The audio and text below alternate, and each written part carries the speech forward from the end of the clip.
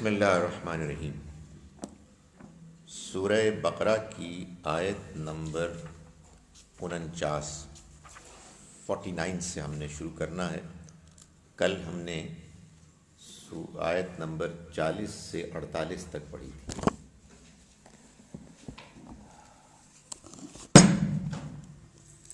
اعوذ باللہ من الشیطان الرجیم، بسم اللہ الرحمن الرحیم۔ وَإِذْ نَجَّيْنَاكُمْ مِنْ آلِ فِرْعَوْنَ، اور یاد کرو اس وقت کو کہ جب ہم نے تم کو نجات دی فرعون والوں سے۔ یسومونکم سوء العذاب، وہ تمہیں برے عذاب چکھاتے تھے۔ یذبحون ابناءکم، تمہارے بیٹوں کو ذبح کرتے تھے۔ وَيَسْتَحْيُونَ نِسَاءَكُمْ، اور تمہاری عورتوں کو زندہ رکھتے تھے۔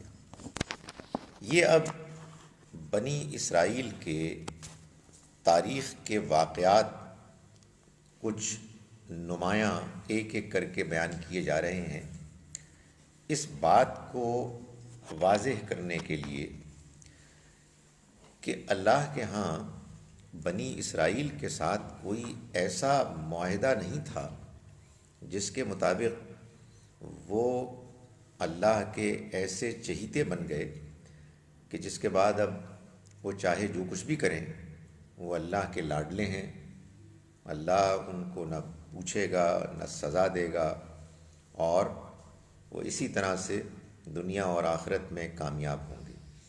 یہ غلط فہمی بنی اسرائیل کو تھی، جو ایک وجہ بنی ان کے نبی اکرم صلی اللہ علیہ وسلم کے انکار کی۔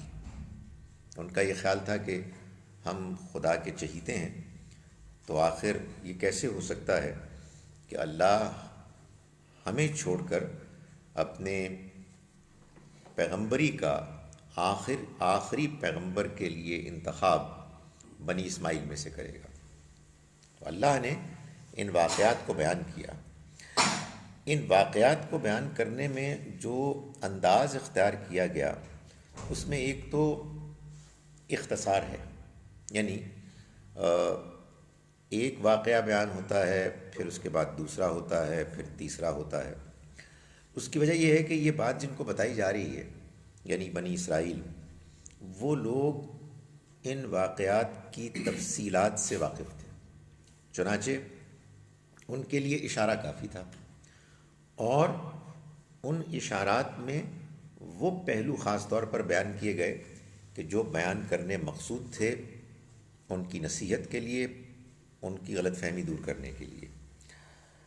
دوسرا جو اس میں ایک انداز ہے قابل غور، وہ یہ ہے کہ اللہ تعالیٰ یہ فرما رہے ہیں، جیسے مثال کے طور پر وَإِذْ نَجَّيْنَاكُمْ، اور یاد کرو کہ جب ہم نے تم کو نجات دی۔ سوال یہ پیدا ہوتا ہے کہ نجات تو اللہ تعالیٰ نے دی ان کے بڑوں کو، بزرگوں کو۔ اس وقت تو قرآن مجید جن سے کلام کر رہا تھا وہ تو ان کے اولاد تھے، بعد کی نسلیں تھیں، تو تم کو نجات دی کا کیا مطلب ہے؟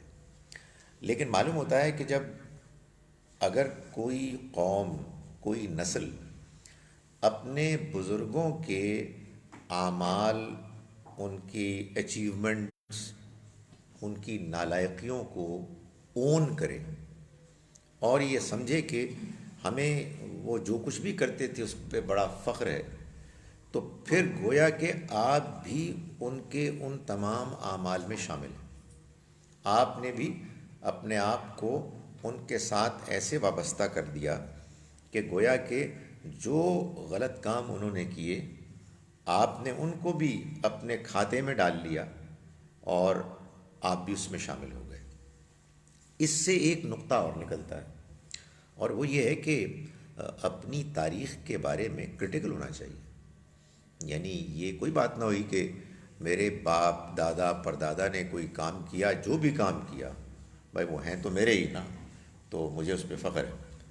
تو معلوم ہوتا ہے کہ اللہ تعالیٰ نے بنی اسرائیل کو جس طرح سے خطاب کیا ہے اس میں ان کو اس بات پر جھنجھوڑا ہے کہ تم نے یہ حرکتیں کی، یعنی تمہارے ان آباء و اجداد نے، کہ جن کی ان حرکتوں، ان کے اعمال پر تم کو بھی بڑا فخر ہے۔ تو فرمایا کہ اور یاد کرو جب ہم نے نجات دی تم کو آل فرعون، فرعون والوں سے۔ لفظ آل اولاد کے لیے تو استعمال ہوتا ہی ہے، لیکن معلوم ہوتا ہے ساتھ ساتھ ان کے لیے بھی استعمال ہوتا ہے کہ جو ماننے والے ہیں، جو پیروکار ہیں، جو کسی شخص کے ساتھ اس کے مشن میں شامل ہیں۔ تو فرعون والوں سے ہم نے تم کو نجات دی۔ وہ کیا کرتے تھے؟ یسومونکم سوء العذاب، وہ تمہیں برے عذاب میں مبتلا کرتے تھے۔ برا عذاب ہے کہ جس کا مزہ تمہیں چکھاتے تھے۔ وہ کیا عذاب تھا؟ یوں تو بہت سارے انہوں نے تکالیف، مشکلات میں ان کو مبتلا کیا، لیکن اس میں سب سے زیادہ نمایاں بات کو بیان کیا، یذبحون ابناءکم، وہ تمہارے بیٹوں کو ذبح کرتے، ویستحیون نساءکم، اور تمہاری عورتوں کو زندہ رکھتے۔ عورتیں بھی اصل میں بیٹیاں ہیں اور بیٹے بھی اصل میں مرد ہیں، لیکن یہ قرآن مجید کی بلاغت ہے کہ جب بیٹوں کا ذکر آیا تو بیٹے کہا، اور جب بیٹیوں کا ذکر آیا تو عورتیں کہا۔ اس میں ہوا یہ کہ بیٹوں کو ذبح کرتے تھے، اس میں جو ایک پدری شفقت ہے وہ نمایاں ہوتی ہے، اور تمہاری عورتوں کو زندہ رکھتے تھے، اس میں ایک غیرت ہے کہ جس کو نمایاں کیا گیا ہے۔ تو یہ قرآن مجید جو الفاظ کے انتخاب اور اس میں ایک دوسرے کے مقابلے میں فرق کی وجہ سے بلاغت پیدا کرتا ہے۔ وفی ذالکم بلاء من ربکم عظیم، اور اس میں تمہارے رب کی طرف سے تمہارے لیے بڑی آزمائش تھی۔ اس میں کوئی شبہ نہیں کہ یہ سارا جو معاملہ ہوا ایک عرصے تک جاری رہا، اس میں تم لوگ بڑی شدید آزمائش سے گزرے۔ وَإِذْ فَرَقْنَا بِكُمُ الْبَحْرَ، اب اللہ نے اپنے ایک اور احسان کو جتلایا ہے، ایک اور واقعہ بیان کیا۔ فرمایا کہ یاد کرو اس وقت کو بھی کہ جب ہم نے تمہیں پار کرا دیا، فرقنا بکم البحر، ہم نے پھاڑ دیا تمہارے لیے دریا کو، فانجیناکم، پھر ہم نے تم کو نجات دی، واغرقنا آل فرعون، اور ہم نے فرعون والوں کو غرق کر دیا، یعنی تمہارے سامنے، وانتم تنظرون، اور تم دیکھ رہے تھے، یعنی تمہاری نگاہوں کے سامنے یہ واقعہ ہوا کہ فرعون اور اس کے لشکر والے کہ جو سال ہا سال سے تمہیں ستا رہے تھے، تم پر ظلم کر رہے تھے، وہ عین تمہاری نگاہوں کے سامنے اللہ نے ان کو دریا میں غرق کر دیا، اسی دریا میں کہ جس سے تمہیں اس نے پار نکال دیا خشک کر کے۔ تو یاد کرو اس کو بھی۔ وَإِذْ وَعَدْنَا مُوسَىٰ 40 لَيْلَةً، اور یاد کرو اس واقعے کو بھی کہ جب، یہ جو میں ترجمہ کر رہا ہوں نا، یاد کرو، یہ ترجمہ پیدا ہو رہا ہے از کی وجہ سے۔ اس کا مطلب ہے جب بھی جب آئے گا تو اس سے پہلے ایک چیز ماننی پڑے گی، یعنی یا تو یہ ہوگا کہ یاد کراؤ ان کو کہ جب، یا یاد کرو اس وقت کو کہ جب۔ تو یاد کرو اس وقت کو کہ جب ہم نے وعدہ کیا موسیٰ سے 40 لیلتاً، 40 راتوں کا۔ یہ در حقیقت وہ موقع ہے کہ جب موسیٰ علیہ السلام اب بنی اسرائیل کو اپنے ساتھ لے کر جا رہے تھے، اور اللہ کی طرف سے ان کو شریعت دینے کے لیے خاص اپنے پاس بلایا گیا۔ قرآن مجید بتاتا ہے 30 دنوں کے لیے۔ یہ 30 دن کیا تھے؟ یہ اصل میں اس شریعت کے ملنے کے لیے جو ایک روحانی تیاری درکار تھی، اس کے لیے ان کو پہلے بلایا گیا تاکہ وہ ایک پروسیس سے گزریں۔ وہ جو پروسیس ہے وہ ضروری ہوتا ہے۔ دیکھیں، بات یہ ہے کہ آپ کے پاس قرآن ہے، اللہ کی کتاب ہے، ہم میں سے کتنے لوگ اس کو پڑھتے ہیں؟ اور اگر پڑھتے ہیں تو کتنوں کو سمجھ میں آتا ہے، کتنوں کے اندر وہ اثر کرتا ہے۔ وجہ کیا ہے؟ وجہ یہ کہ اصل میں جو چیز قیمتی ہوتی ہے نا، اس کے لیے تیاری، محنت، دلچسپی یہ ہونی چاہیے۔ وہ نہیں ہوگی تو بالکل اس کی قدر ہی نہیں ہوگی۔ جیسے کھانے پینے میں بھی آپ کو بھوک نہیں ہوگی تو آپ کو کھانے پینے کی نعمت پسند نہیں آئے گی۔ تو اللہ تعالیٰ نے موسیٰ علیہ السلام کو بلایا، اور ان کو بلایا 30 راتوں کے لیے کہ وہ آئیں، عبادت کریں اور پھر اللہ کی شریعت کو حاصل کریں۔ ان اللہ کے بندے نے جو بلایا اللہ نے، تو اس سے بھی پہلے پہنچ گئے۔ تو اللہ تعالیٰ نے کہا کہ اب یہ 30-40 ہو گئے، اس میں ان کی جلد بازی کی وجہ سے 10 دن کا اضافہ کیا تاکہ مزید تربیت ہو، یعنی یہ ہو کہ بھائی جتنا بتایا جاتا ہے اتنا ہی کرنا چاہیے۔ تو خدا تعالیٰ کے ہاں یہ طریقہ ہے، اور یہ انسان کی فطرت کو جانتے ہوئے، کیونکہ ہم لوگ جو ہیں، ہم لوگ آسانی سے نہیں باتیں سمجھتے، آسانی سے نہیں ان چیزوں میں دلچسپی لیتے کہ جو چیزیں دلچسپی لینے کے لائق ہیں۔ آپ کو اس وقت اگر کوئی ایک زبردست ایکسائٹنگ کہانی میں سنا دوں تو آپ سب کام چھوڑ کے اس کو سننے لگیں گے، لیکن یہ وہ باتیں ہیں کہ جو اللہ کی طرف سے آتی ہیں، یہ ڈائجسٹ کرنی ہوتی ہیں، اس کو اصل میں ایبزارب کرنا ہوتا ہے۔ وہ آپ ایبزارب کر نہیں سکتے جب تک کہ انسان اس کے لیے ذہنی، روحانی طور پر تیار نہ ہو۔ تو ان کو 40 راتوں کا وعدہ کیا۔ یہ قرآن کا انداز ہے بیان کا کہ بعض اوقات وہ تفصیل کو اومٹ کر دیتا ہے، یعنی یہ بتانے کی کوئی ضرورت نہیں ہر موقع پر کہ بھائی وہ 30 راتیں تھیں پھر جمع 10 راتیں ہوں، وہ آپ کو ایک جگہ بتا دی ہے، اب یہاں اس کو 40 ہی سمجھیں۔ ثم اتخذتم العجل من بعدہ، پھر تم نے بچھڑے کو بنا دیا ان کے جانے کے بعد، کیا؟ معبود، یعنی یہاں صرف بچھڑے کا ذکر ہے، لیکن کیا بنا دیا یہ بیان نہیں ہوا۔ کیوں؟ یہ بھی معلوم بات ہے کہ تم نے بچھڑے کو معبود بنا دیا، اس کی پرستش کے لیے تم نے اس کا ایک ہیولہ بنایا، اس کا ایک ڈھانچہ بنایا زیورات کے ذریعے سے، جو وہاں خواتین کے پاس موجود تھے، انہوں نے بڑا کنٹریبیوٹ کیا۔ فرمایا کہ یہ تم نے کیا ان کے جانے کے بعد، وانتم ظالمون، اور تم ظالم تھے۔ قرآن مجید نے یہ بتایا ہے کہ انسان اگر کوئی غلط کام کرتا ہے جانتے بوجھتے ہوئے، اپنی خواہش کی وجہ سے، اپنی انانیت کی وجہ سے، اسے معلوم ہوتا ہے کہ یہ کام غلط ہے، لیکن اس کے باوجود وہ اپنی کمزوریوں کی وجہ سے اس پر اصرار کرتا ہے، تو وہ در حقیقت اپنے اوپر ظلم کرتا ہے۔ ابھی یہ بات اور مزید آگے آئے گی، وہ ظلم اپنے اوپر کرتا ہے، کسی کے اوپر نہیں کرتا۔ اور قرآن مجید نے یہ کہا کہ ان الشرک لظلم عظیم، شرک سب سے بڑا ظلم ہے، یعنی اس میں جب انسان مبتلا ہوتا ہے تو وہ اور کسی کے ساتھ نہیں کرتا ظلم، اپنے اوپر ظلم کرتا ہے، اپنی فطرت کو بگاڑتا ہے، اپنی آخرت کو برباد کرتا ہے، اللہ کی نگاہ میں گر جاتا ہے۔ تو فرمایا کہ تم نے جب یہ کیا تو تم ظالم تھے، سارے کے سارے، ظاہر ہے سوائے ان کے کہ جنہوں نے روکنے کی کوشش کی، جن میں سب سے نمایاں ہارون علیہ السلام تھے، لیکن تم ظلم کر رہے تھے۔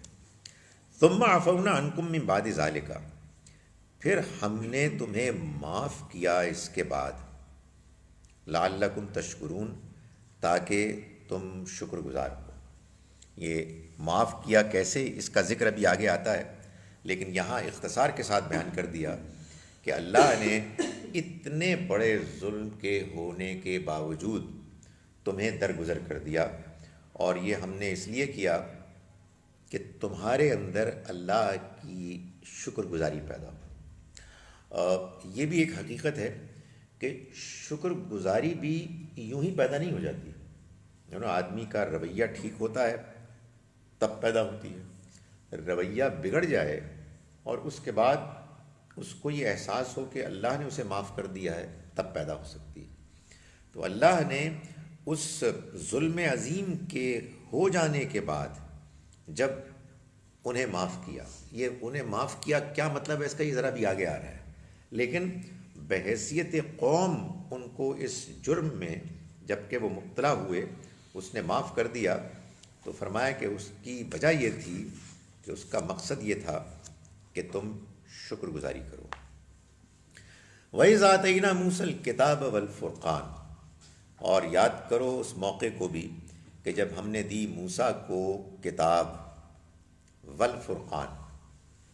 ہم عام طور پر جب پڑھتے ہیں قرآن مجید تو ہمیں معلوم ہے، جس کو ترجمہ نہیں بھی آتا اس کو بھی معلوم ہے کہ واو کا مطلب ہوتا ہے اور، لیکن یہ ضروری نہیں، یعنی واو کا مطلب کبھی کبھی یعنی بھی ہوتا ہے۔ ہر زبان میں ایسے الفاظ ہوتے ہیں کہ جو ایک سے زیادہ معنی رکھتے ہیں۔ قرآن مجید ہی میں لفظ کتاب ہے کتاب کے لیے بھی، اور لفظ کتاب ہے شریعت کے لیے بھی۔ قرآن مجید ہی میں لفظ عین ہے آنکھ کے لیے بھی، اور لفظ عین ہے پانی کے چشمے کے لیے بھی۔ تو اسی طرح سے یہ جو واو ہے اس کا معروف مفہوم تو ہے اور اینڈ، مگر اس کا ایک اور مفہوم ہے یعنی، دیٹ از۔ سو یہاں یہ اس مفہوم میں ہے کہ اور یاد کرو اس موقع کو بھی کہ جب ہم نے موسیٰ کو کتاب دی والفرقان، یعنی فرقان، یعنی یہ مطلب نہیں ہے کہ اللہ تعالیٰ نے موسیٰ علیہ السلام کو دو چیزیں دی، ایک کتاب اور ایک فرقان، نہیں، وہ کتاب ہی الفرقان تھی۔ الفرقان سے مراد کیا ہے؟ صحیح اور غلط میں فرق کرنے والی سورس۔ یہ وہی لفظ ہے کہ جو قرآن مجید نے اپنے لیے بھی استعمال کیا ہے۔ قرآن مجید کی ایک سورہ مبارکہ سورہ الفرقان ہے، سورہ نمبر 25، جس میں اللہ تعالیٰ نے آغاز ہی ایسے کیا ہے کہ تبارک الذی، بڑی ہی بابرکت ہے وہ ذات کہ جس نے اپنے بندے کے اوپر الفرقان کو نازل کیا، نزل علی عبدہ الفرقان۔ تو یہ الفرقان جو ہے یہ اصل میں وہ سورس ہے کہ جو انسانوں کو یہ بتاتی ہے کہ دین میں، مذہب میں، اخلاق میں کیا بات صحیح ہے کیا غلط ہے۔ مذہب کی دنیا بڑی وسیع دنیا ہوتی ہے، لوگ اس میں بہت سی باتیں کرتے ہیں، اور بعض باتیں ٹریڈیشن میں چلی آ رہی ہوتی ہیں۔ لوگ بودری نہیں کرتے کہ بھائی جو بات ہماری ٹریڈیشن میں ہے وہ ٹھیک ہے یا غلط ہے۔ آپ کے پاس اگر کوئی دلیل نہیں ہے، آپ کے پاس کسی چیز پر شبہ کرنے کی کوئی وجہ نہیں ہے، تو ٹھیک ہے، آپ اپنی ٹریڈیشن کو فالو کریں۔ لیکن قرآن یہ بتاتا ہے کہ اللہ کی کتابیں جب آ جاتی ہیں تو پھر وہ اللہ کا فیصلہ لے کے آتی ہیں۔ ان کے آ جانے کے بعد کسی صاحب ایمان کے لیے یہ ممکن ہی نہیں ہے کہ وہ کتاب میں ایک بات لکھی ہوئی ہو اور اس کے مقابلے میں مذہب دین میں کسی اور چیز کو پریفر کرے۔ یہ ہو نہیں سکتا۔ جب یہ نہیں ہو سکتا تو پھر اس سے بھی پہلے ایک اور چیز بھی نہیں ہو سکتی۔ یہ نہیں ہو سکتی کہ کتاب موجود ہو اور آپ اس کو سمجھنے کے لیے تیار نہ ہو، اور سمجھیں گے تو آپ کو معلوم ہوگا نا کیا صحیح ہے کیا غلط ہے۔ تو یہ اللہ کی کتابیں اسی لیے آتی ہیں۔ اسی کو قرآن نے مثال کے طور پر اس سورہ مبارکہ میں ذرا آگے چل کے بتایا، آیت نمبر 213 میں، کہ اللہ نے اپنے نبیوں کے ساتھ کتاب نازل کی، اور اس کا مقصد کیا تھا؟ لِيَحْكُمَ بَيْنَ النَّاسِ، تاکہ وہ فیصلہ کرے لوگوں کے درمیان، فی مختلف فی، ان معاملات میں جن میں انہوں نے اختلاف کیا۔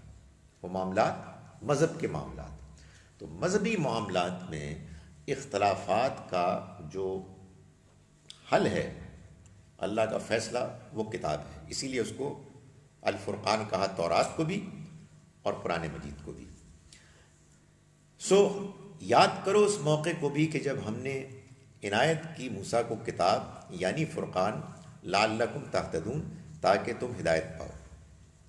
یہ جو میں تقریر کر رہا ہوں نا، یہ نہیں ہے اس کا مطلب کہ یہ بھئی آیت آ گئی ہے تو اب اس آیت کی کوئی وضاحت ہی کرنی ہے، تو مولوی صاحب نے ایک اچھی گفتگو کر دی ہے۔ میں آپ کو ایک بہت بڑی حقیقت بتا رہا ہوں، یعنی زندگی میں مذہب کی جب آپ نے بات کرنی ہو تو کوئی امام، کوئی مفتی، کوئی مولوی صاحب، کوئی علامہ، ان کی حیثیت قرآن مجید جو کہہ رہا ہے اس کے مقابلے میں کچھ نہیں۔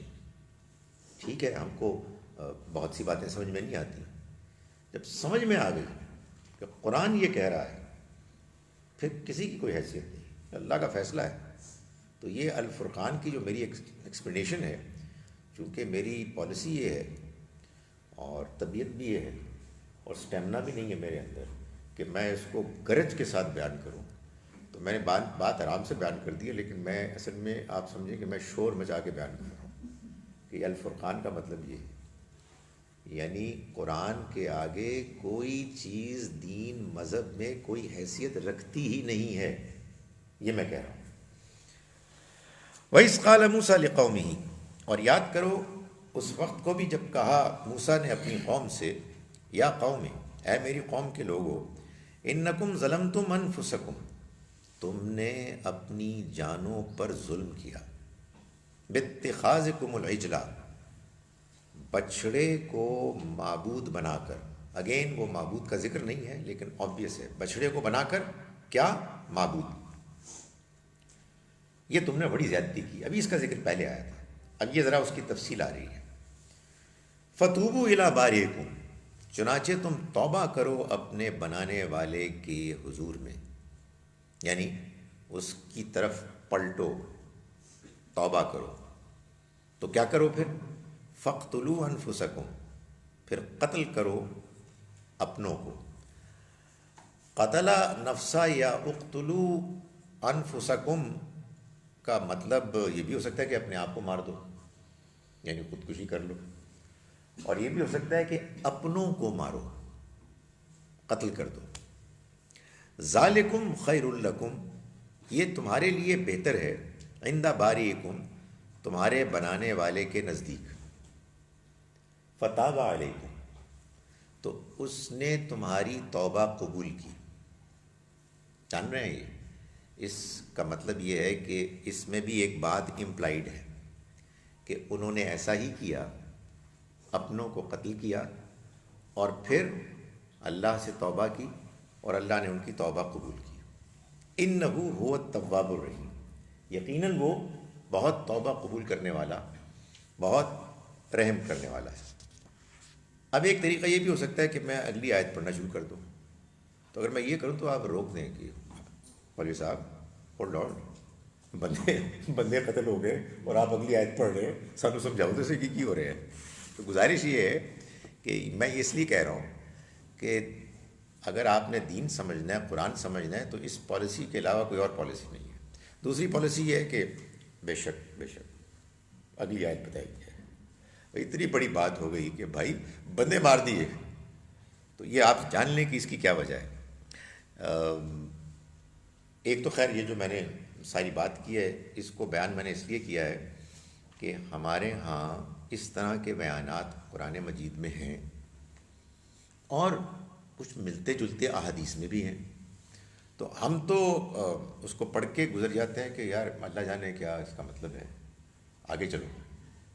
لیکن کچھ اور لوگ ہیں کہ جو اسی پر عمل کرنا شروع کر دیتے ہیں، رائٹ؟ تو اس میں گزارش یہ ہے کہ یہ قرآن سے معلوم ہوتا ہے بہت واضح طریقے سے۔ ایک تو خیر یہ معلوم ہوتا ہے کہ آپ بندے نہیں مار سکتے، یو کانٹ کل اینی باڈی۔ مارنے کی تو دو ہی وجوہات ہو سکتی ہیں، کوئی قاتل ہے تو اس کو قتل کیا جائے گا، یا اس سے بھی بڑھ کر اگر کوئی زمین میں فساد مچا رہا ہے، یعنی اس سے بھی گھنونا جرم کر رہا ہے۔ ایک قتل ہے اور ایک قتل کا سلسلہ ہے، سیریل کلنگ، ایک چوری ہے اور ایک ڈکیتی ہے، ایک سادہ زنا ہے اور ایک ریپ ہے، پراسٹیٹیوشن ہے۔ تو ان میں فرق ہے نا، ایک چیز سادہ گناہ ہے، بڑا گناہ، اور ایک زمین میں فساد ہے۔ تو زمین میں فساد کے نتیجے میں بھی اللہ تعالیٰ نے جو سزائیں بیان کی ہیں ان میں قتل کی سزا بھی ہے۔ ان دو کے علاوہ کسی تیسرے جرم، کسی تیسرے گناہ کے لیے انسان قتل نہیں کیا جا سکتا۔ قرآن نے کہا کہ اگر کوئی کرے گا تو وہ اتنا بڑا جرم کرے گا کہ گویا کہ اس نے پوری انسانیت کو قتل کر دیا۔ لکیلی اس بات کے کرنے سے پہلے یہ میں آپ کو بتا چکا ہوں کہ قرآن فیصلہ کن چیز ہے۔ مذہب میں، دین میں اگر کوئی اختلاف ہے تو قرآن فیصلہ کرے گا۔ تو میں نے آپ کو قرآن کا فیصلہ سنا دیا کہ انسانی جان کو قتل نہیں کیا جا سکتا سوائے دو وجوہات کی بنا پر، اور اگر کوئی ان دو وجوہات کے علاوہ کسی اور وجہ سے قتل کرے گا تو اس نے گویا کہ پوری انسانیت کو قتل کر دیا۔ اب اگر اس کے بعد آپ کے یہاں قتل کا ذکر آ رہا ہے، چاہے قرآن میں چاہے حدیث میں، تو نروس ہو جائیں کہ یہ کیا ہو گیا ہے، بات سمجھائیں، تو بات ہی سمجھ میں نہیں آ رہی۔ میں یہ آپ کو پھر قرآن کو سمجھنے کا طریقہ بتا رہا ہوں۔ ایک طریقہ یہ ہے کہ چلیں جی آگے چلیں، بے شک کچھ واقعات پڑھتے ہیں ان سے بھی دین ملے گا، کچھ قرآن پڑھتے ہیں۔ قرآن تو ویسے بائی دا وے بڑی اونچی کتاب ہے، سمجھ میں نہیں آتی ہے۔ نہیں، اب میں آپ سے گزارش کرتا ہوں کہ قرآن مجید میں اللہ تعالیٰ نے یہ بات واضح کی ہے کہ اللہ کے رسول، میں نبی نہیں کہہ رہا، اللہ کے رسول کے جو نبیوں کا ایک سب سیٹ ہے،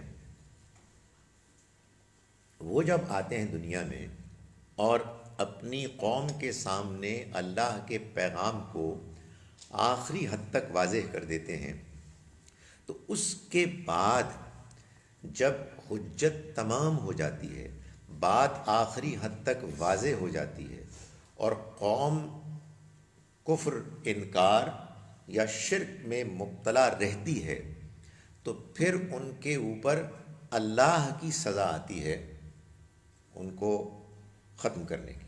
یعنی یہ آخری سزا ہے کہ یہ اللہ سزا دیتا ہے، یہ شریعت کی سزا نہیں ہے، یہ اللہ کی پنشمنٹ ہے۔ اور یہ بات بھی قرآن سے معلوم ہوتی ہے کہ یہ پنشمنٹ نیچرل کلیمٹیز کے ذریعے سے بھی آ سکتی ہے، یعنی زلزلہ، سیلاب، بجلی کی کڑک، اور رسول کے ساتھیوں کی تلواروں سے بھی آ سکتی ہے۔ تو یہاں یہی ہوا ہے، موسیٰ علیہ السلام موجود ہیں، توحید کی دعوت دے رہے ہیں، اللہ کا پیغام لینے گئے ہیں، اور ان بدبختوں نے اس موقع پر ایک اور رسول ہارون علیہ السلام کی موجودگی میں بچڑے کو معبود بنایا اور پھر اس کا شرک کیا۔ تو اللہ تعالیٰ نے فرمایا کہ اب تمہیں اگر توبہ کرنی ہے تو تمہیں اپنوں کو قتل کرنا ہوگا۔ اس کی تفصیل بیان نہیں کی، تفصیل اہل کتاب یہودی جانتے تھے کہ بائبل میں بیان ہے، بک آف ایکزڈس میں، کہ موسیٰ علیہ السلام نے ان کو کہا کہ تم اب جاؤ اور جو جو لوگ براہ راست اس جرم میں شریک تھے ان کو قتل کرو اور اپنے اپنوں کو کریں۔ اور یوں اس میں بیان ہے کہ 3000 مرد ایک ہی دن میں قتل ہوئے۔ یہ اللہ کی وہ آسمانی سزا تھی کہ جو نازل ہوئی اللہ کے رسول کی موجودگی میں۔ اس سے یہ بھی معلوم ہوتا ہے کہ جب اتنا بڑا شرک کا جرم ہو اور لوگ اس کو پیسively دیکھ رہے ہیں تو سب لوگ شامل ہیں۔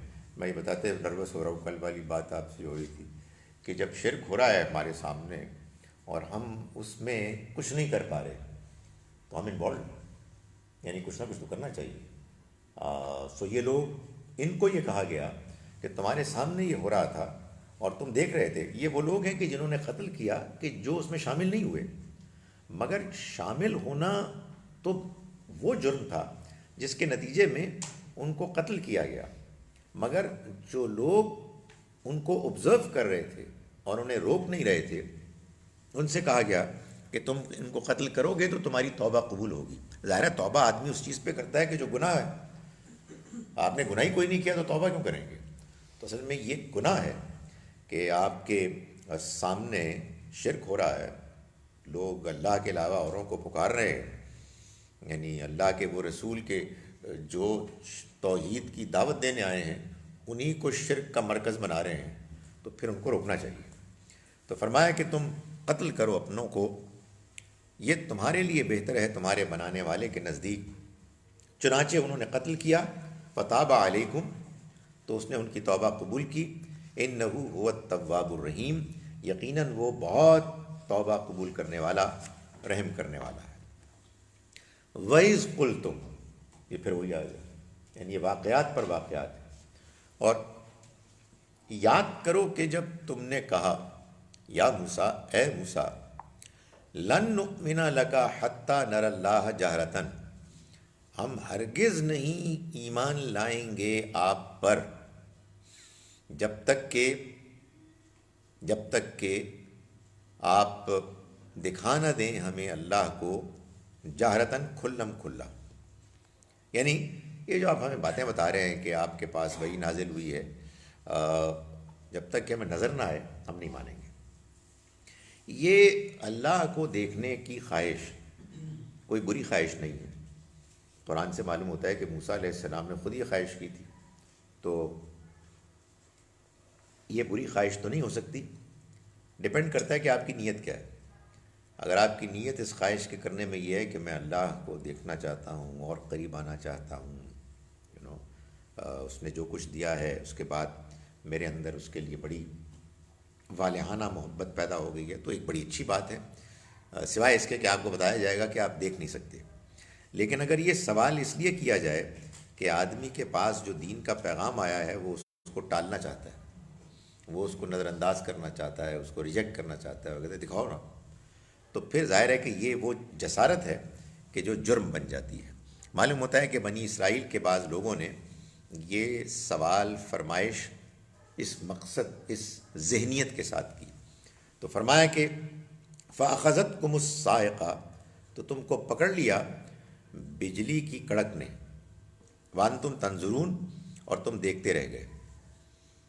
یعنی یہ بھی ان کے آباء و اجداد کا ذکر ہے، ان کے بڑوں کا، لیکن اس میں چونکہ یہ لوگ شامل تھے اس لیے ان کو کہا گیا کہ تم کو بجلی کی کڑک نے آ لیا اور تم دیکھتے کہ دیکھتے رہ گئے.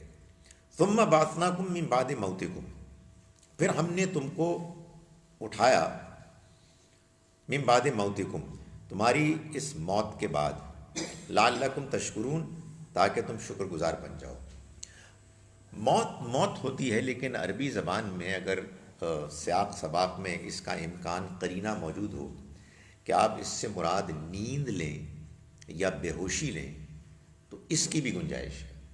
اللہ کے ہاں تو موت کے بعد بھی زندہ کرنا کوئی مشکل نہیں ہے، لیکن بظاہر ایسا ہی لگتا ہے کہ یہاں جو بات بیان کی گئی ہے وہ ان کی بے ہوشی کی بات ہے، جس کے بعد وہ ان کو مار سکتا تھا، لیکن اس نے ان کو مارا نہیں بلکہ ان کو دوبارہ زندہ کیا، اور یہ اس لیے کیا تاکہ وہ شکر گزار بنے. یہ بھی وہی بات کہ آدمی نالائقی کر رہا ہے، زیادتی کر رہا ہے، نظر انداز کر رہا ہے، یہ سب عام طور پر کیوں ہوتا ہے؟ بالعموم آدمی نان سیریس ہوتا ہے، توجہ نہیں دیتا.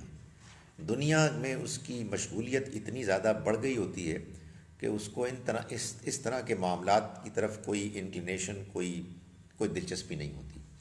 تو اللہ جب کسی کو کسی ایسے تجربے سے گزارتا ہے کہ جس کے بعد اس کے لیے سنجیدہ ہونا ممکن ہو جائے، تو یہ موقع ہوتا ہے کہ آدمی شکر گزار ہو. تو اللہ تعالیٰ نے فرمایا کہ یہ میں نے تم کو تمہارے ساتھ اس لیے کیا تاکہ تم شکر گزار ہو کہ اے خدایا تیرا بڑا کرم ہے، تو ہمیں مار بھی سکتا تھا، ہمیں ایک اور زندگی ملی، اور یوں اللہ نے ان کو موقع فراہم کیا.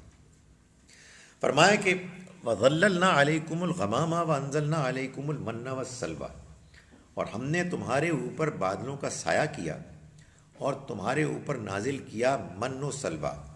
امیجن کریں کہ اب یہ جا رہے ہیں صحرا میں، چلچلاتی دھوپ ہے، نہ کھانے کو کچھ ہے نہ پینے کو کچھ ہے، تو اس سخت گرمی میں، اس صحرا میں اللہ نے ان کے اوپر ایک بادلوں کا سایہ کیے رکھا، جس کی وجہ سے وہ گرمی کی سختی سے محفوظ رہے.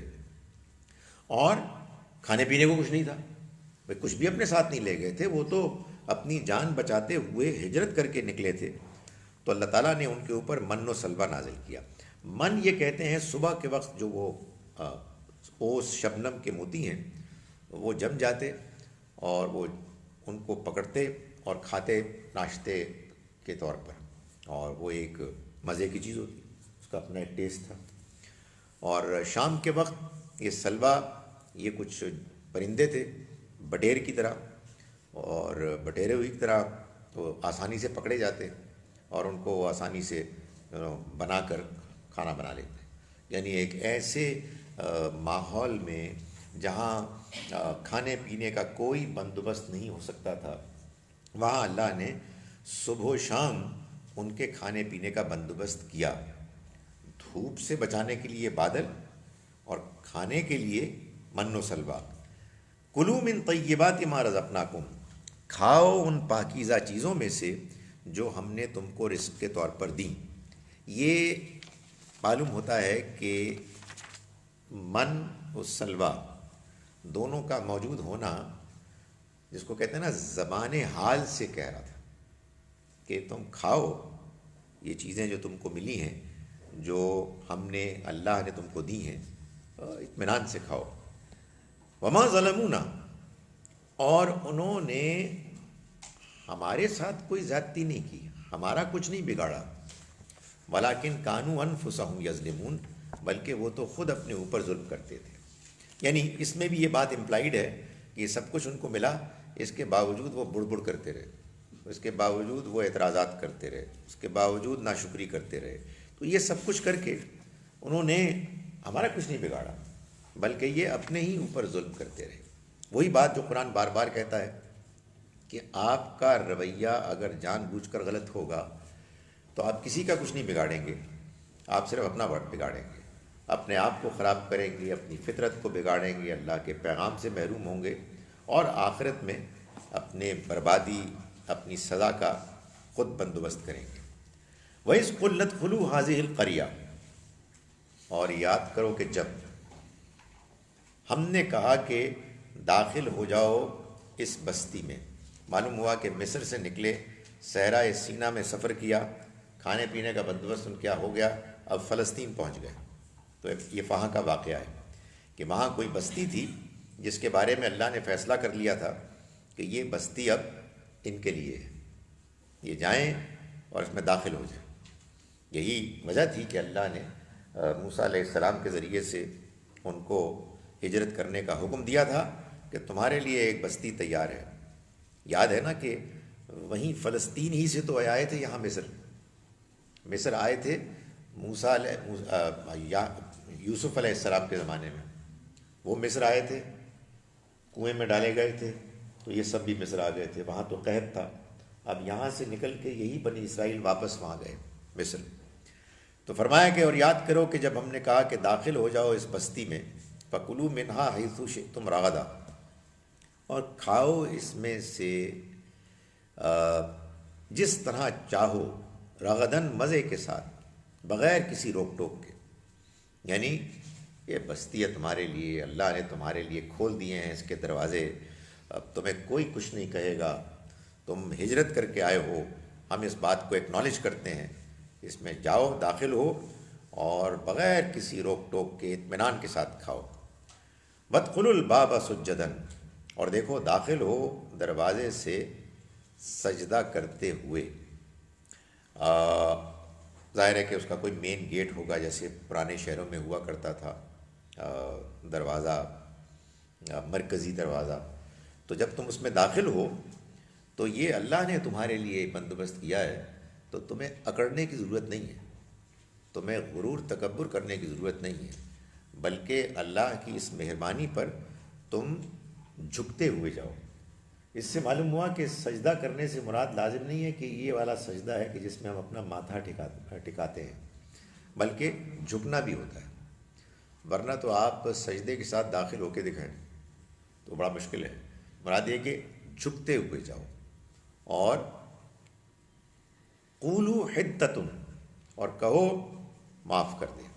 حطۃ یہ اصل میں ایک پورا جملہ ہے جو ایک صرف لفظ میں آ گیا کہ اے ہمارے رب تو ہمیں معاف کر دے، ہمارے گناہوں کو جھاڑ دے۔ نغفر لکم خطایاکم، ہم تمہارے گناہوں کو معاف کر دیں گے، درگزر کر دیں گے۔ وسنزید المحسنین، اور ہم بہترین رویہ اختیار کرنے والوں کو مزید بھی دیں گے. یعنی یہ ہم نے تمہارے لیے موقع فراہم کیا کہ جو کچھ سفر میں اس سے پہلے تم سے غلطیاں خطائیں ہو گئیں ان پر تم اللہ سے معافی مانگو، اور دروازے سے تم داخل ہو معافی مانگتے ہوئے، جھکتے ہوئے، عاجزی انکساری کے ساتھ. مگر ہوا کیا؟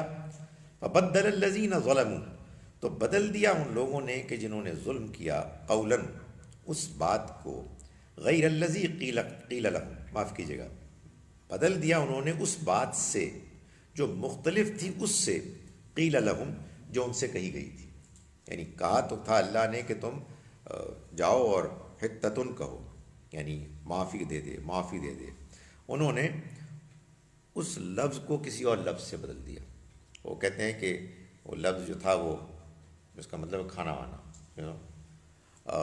ظاہر آدمی حیران ہوتا ہے کہ یہ کیسے ہو سکتا ہے، لیکن حقیقت یہ ہے کہ اگر انسان کے دل میں اللہ کا خوف نہ ہو تو آدمی یہ کر سکتا ہے. بھائی یا انسان کو اللہ کا خوف ہوتا ہے یا انسان کو ڈنڈے کا خوف ہوتا ہے. تو اگر ڈنڈا نہیں ہے اور اللہ پر ایمان نہیں ہے تو آدمی فضول حرکتیں کرتا ہے. میں نے دیکھا ہے کہ قرآن پڑھا جا رہا ہوتا ہے، لوگ مذاق کر رہے ہوتے ہیں، انہوں کچھ بھی نہیں ان کو اس کے بارے میں سنجیدگی ہوتی. تو اتنا زبردست موقع کہ خدا تعالیٰ کی جانب سے اتنے غیر معمولی معجزات، نشانیاں دکھانے کے بعد، فرعون اور اس کے لشکر کے چنگل سے نکالنے کے بعد، من و سلویٰ کی نعمتیں پانے کے بعد، بادلوں کو دیکھنے کے بعد کہ جو سایہ فگن رہتے ہیں ان کے اوپر، جب ان کو داخلے کے لیے کہا گیا اور کہا کہ عاجزی کے ساتھ داخل ہو اور کہو کہ معاف کر دے، تو وہ ہوتا ہے نا جیسے کہ گھٹیا ایک پروتی ہے، مذاق کرنے لگے، ریکارڈ لگانے لگے، ایک دوسرے کو دیکھتے ہوں گے کنکھیوں سے جیسے کرتے ہیں لوگ، تو دیکھو یار یہ کیا ہو رہا ہے، یا ہمیں یہ کیا بتا رہے ہیں، کون خدا کیسا ہے یار، یہ سب ایسے اتفاق ہے. سو انہوں نے اس سے بدل دیا ظالموں نے. یہ کیوں ہوتا ہے؟ یہ قرآن ابھی بتائے گا بھی. اس لیے ہوتا ہے کہ اگر آپ کا ایٹیچیوڈ ٹھیک نہیں ہے تو دل ٹیڑھا ہو جاتا ہے، اور جب دل ٹیڑھا ہو جاتا ہے تو پھر اللہ کی بات سمجھ میں نہیں آتی، آپ پر اثر نہیں کرتی، اور جب اثر نہیں کرتی تو ایسی بیکار باتیں ہیں، کوئی حیثیت ہی نہیں ان کی. جب آپ پر اللہ کی بات کی حیثیت سے داخل ہوگی تو آپ کے اندر اس کی اہمیت ہوگی. تو انہوں نے یہ کیا کہ اس ایک بات سے بدل دیا اس بات کو کہ جو ان سے کہی گئی تھی. فَأَنزَلْنَا عَلَى الَّذِينَ ظَلَمُوا، تو ہم نے نازل کی ان لوگوں پر کہ جنہوں نے ظلم کیا، ہم نے نازل کیا رجزن، عذاب، من السماء، آسمان سے، بما کانوا یفسقون، اس وجہ سے کہ جو وہ نافرمانی کرتے تھے. ہم نے ان کے اوپر وہ عذاب نازل کیا، بجلی کی کڑک تھی یا کیا تھی، لیکن معلوم ہوتا ہے کہ ایک کپ کپی طاری ہو گئی اور وہ عذاب سے دوچار ہوئے ان کے وہ لوگ کہ جنہوں نے ظلم کیا. کس چیز پر؟ اپنے اوپر، اپنی زیادتیوں کی وجہ سے انہوں نے اپنے اوپر ایسا ظلم کیا کہ جس کے بعد بالآخر اللہ نے ان کے اوپر آسمان سے عذاب نازل کیا. وَإِذِ اسْتَسْقَىٰ مُوسَىٰ لِقَوْمِهِ، اور یاد کرو کہ جب پانی مانگا موسیٰ نے اپنی قوم کے لیے. یہ بھی اسی سفر کا ایک واقعہ ہے، یعنی اس سے معلوم ہوا کہ یہ ڈسکرپشن ہسٹوریکل نہیں ہے، یعنی ایسا نہیں ہے کہ ایک ہسٹوریکل سیکوینس میں فلاں تاریخ کو یہ ہوا، 1950 کو یہ ہوا، 1951 کو یہ ہوا. نہیں، قرآن اصل میں بات بیان کرتا ہے جس ترتیب سے، اس میں اصل مقصد ہوتا ہے رہنمائی، ہدایت، نہ کہ کوئی تاریخی ترتیب. تاریخی ترتیب میں بھی آئی ہیں قرآن کی باتیں، لیکن اور ترتیبیں بھی ہیں جن میں قرآن نے واقعات کو بیان کیا جس میں مقصد اصل میں بات سمجھانا ہے. تو اس پہلو سے جو چیز بھی جہاں زیادہ مؤثر ہے اس کو اختیار کر لیا گیا. تو فرمایا کہ اور یاد کرو کہ جب پانی مانگا موسیٰ نے اپنی قوم کے لیے، فَقُلْ نَضْرِبْ بِعَصَاكَ الْحَجَرَ، تو ہم نے کہا کہ مارو اپنی لٹھیا کو پتھر پہ، چٹان پر. ظاہر ہے وہ صحرا تھا، وہ سنگلاخ قسم کی پتھر بھی تھے، پہاڑ تھے، تو ان پر جب مارا، فَانْفَجَرَتْ مِنْ حُسْنَتَا عَشْرَةَ عَيْنًا، تو پھوٹ نکلے اس میں سے 12 چشمے. قَدْ عَلِمَ كُلُّ أُنَاسٍ مَشْرَبَهُمْ، ہر قبیلے نے اپنے لیے اپنے مشرب کو یعنی پانی لینے کی جگہ کو جان لیا، طے کر لیا۔ چونکہ 12 قبیلے تھے تو اللہ نے ہر قبیلے کے لیے ایک چشمہ جاری کر دیا۔ ظاہر ہے پیاسے ہوں گے تو اگر ایک ہی جگہ سے پانی ہوتا تو لڑائی جھگڑا ہوتا، تو اس کا بھی خیال رکھا کہ 12 چشمے ہوں تاکہ الگ الگ سے پانی پئیں اور جھگڑے کے امکانات کم ہوں۔ کلوا واشربوا من رزق اللہ، کھاؤ اور پیو اللہ کے رزق میں سے۔ وہاں تھا من و سلوہ کے موقع پر کلوا من طیبات ما رزقناکم، کھاؤ۔ اب پانی آ گیا تو کھاؤ اور پیو اللہ کے رزق میں سے۔ ولا تعثوا فی الارض مفسدین، اور زمین میں فساد نہ پھیلاتے پھرو، یعنی اس کو کھاؤ پیو، اللہ کا شکر ادا کرو، اور اس کو کھانے پینے کے بعد ناقدری اور ناشکری نہ کرو۔ وَإِذْ قُلْتُمْ يَا مُوسَىٰ، اور یاد کرو اس وقت کو بھی کہ جب تم نے کہا کہ اے موسیٰ، لن نصبر علی طعام واحد، ہم ہرگز نہیں صبر کریں گے ایک ہی کھانے پر۔ مطلب یہ کوئی بات ہوئی کہ منو سلوا، ہم تنگ آ گئے اس سے۔ فَادْعُ لَنَا رَبَّكَ، تو آپ دعا کریں ہمارے لیے اپنے رب سے، یخرج لنا، کہ وہ نکالے ہمارے لیے، مما تنبت الارض، اس میں سے کہ جو زمین اگاتی ہے، کیا، من بقلها وقثائها وفومها وعدسها وبصلها، زمین جو اگاتی ہے یعنی یہ سبزی، یہ ککڑی، وفومها لہسن اس کا، وعدسها پیاز، وبصلها اور مسور اور پیاز۔ یعنی مطلب یہ ہے کہ یہ صبح و شام من و سلوہ کھانے سے ہماری طبیعت کچھ بیدار ہو گئی ہے، اٹس منوٹنس، آخر کچھ زبان کی لذت کے لیے کچھ اور چیزیں بھی ہونی چاہیے۔ تو یہ ظاہر ہے کہ حد درجے کی ایک ناشکری تھی۔ کسی نے مجھے کل ہی پوچھا کہ بھائی ناشکری کیا تھی، بڑی نیچرل سی بات، وہی کھانا صبح و شام۔ تو میں نے ان سے پوچھا کہ آپ مجھے بتائیں کہ آپ بریک فاسٹ کیا کرتے ہیں؟ جو بھی کرتے ہیں روزانہ وہی کرتے ہیں یا ہر دن کوئی نیا ہوتا ہے؟ تو آدمی کو بھوک لگی ہوئی ہو تو آدمی کو وہی انڈا، وہی ڈبل روٹی، وہی پراٹھا، وہی بڑا اچھا لگتا ہے۔ There is nothing monotonous about it. ایک تو یہ بات ہے کھانے میں۔ البتہ یہ ضرور ہے کہ بعض لوگ کہتے ہیں کہ آج ہمارے گھر میں دال کی 7 تاریخ ہے، چلو روز ہی دال بن رہی ہے، تو اس میں ذرا تھوڑی سی پرابلم آ جاتی ہے مونوٹنی کی۔ لیکن گزارش یہ ہے کہ ہر چیز کے اپنے کچھ حالات کے اپنے تقاضے ہوتے ہیں۔ فرعون اس کے لشکر والوں سے جو ظلم زیادتیاں سہی اور پھر اللہ نے ان کو نجات دی، اور پھر سارے سفر میں اللہ نے ان کو گرمی سے بچایا، پانی میں نصیب کیا، کچھ نہیں تھا کھانے پینے کو، تو من و سلوہ ملا جو اپنی جگہ پہ بہت لذیذ تھے۔ اس کے بعد یہ تقاضا کرنا کہ جی ہمیں طرح طرح کے کھانے ملنے چاہیے، جبکہ یہ وعدہ بھی تھا کہ آگے فلسطین میں جا کے تمہیں جگہ بھی مل جائے گی، تو یہ واقعی انتہائی ناشکری تھی۔ یعنی یہ ان کی بڑی جسارت تھی کہ انہوں نے اللہ کے پیغمبر سے اس بات کا تقاضا کیا۔ قَالَ تَسْتَبْدِلُونَ الَّذِي هُوَ أَدْنَىٰ بِالَّذِي هُوَ خَيْرٌ، موسیٰ علیہ السلام نے پوچھا کہ کیا تم بدلنا چاہتے ہو اس چیز کو کہ جو گھٹیا ہے اس چیز سے کہ جو بہتر بڑھیا ہے، یعنی جو بہتر چیز ہے اس کو چھوڑ کر ایک گھٹیا چیز لینا چاہتے ہو؟ یعنی یہ جو تم کو من و سلوہ مل رہا ہے یہ تو تمہیں اللہ کی مہربانی سے آزادی کی زندگی میں، جب کہ تم ان تمام مظالم سے بچ کر نکل آئے ہو تب مل رہا ہے، یہ تو بڑھیا چیز ہے، تم اس کو بدل کر کوئی گھٹیا چیز حاصل کرنا چاہتے ہو؟ اہبطوا مصرا، تو جاؤ پھر کسی مصر میں۔ اس میں بھی پھر ایک زبان کی بلاغت ہے۔ مصر عربی زبان میں عام طور پر جب لکھا جائے گا تو اس پر مصرن نہیں آ سکتا۔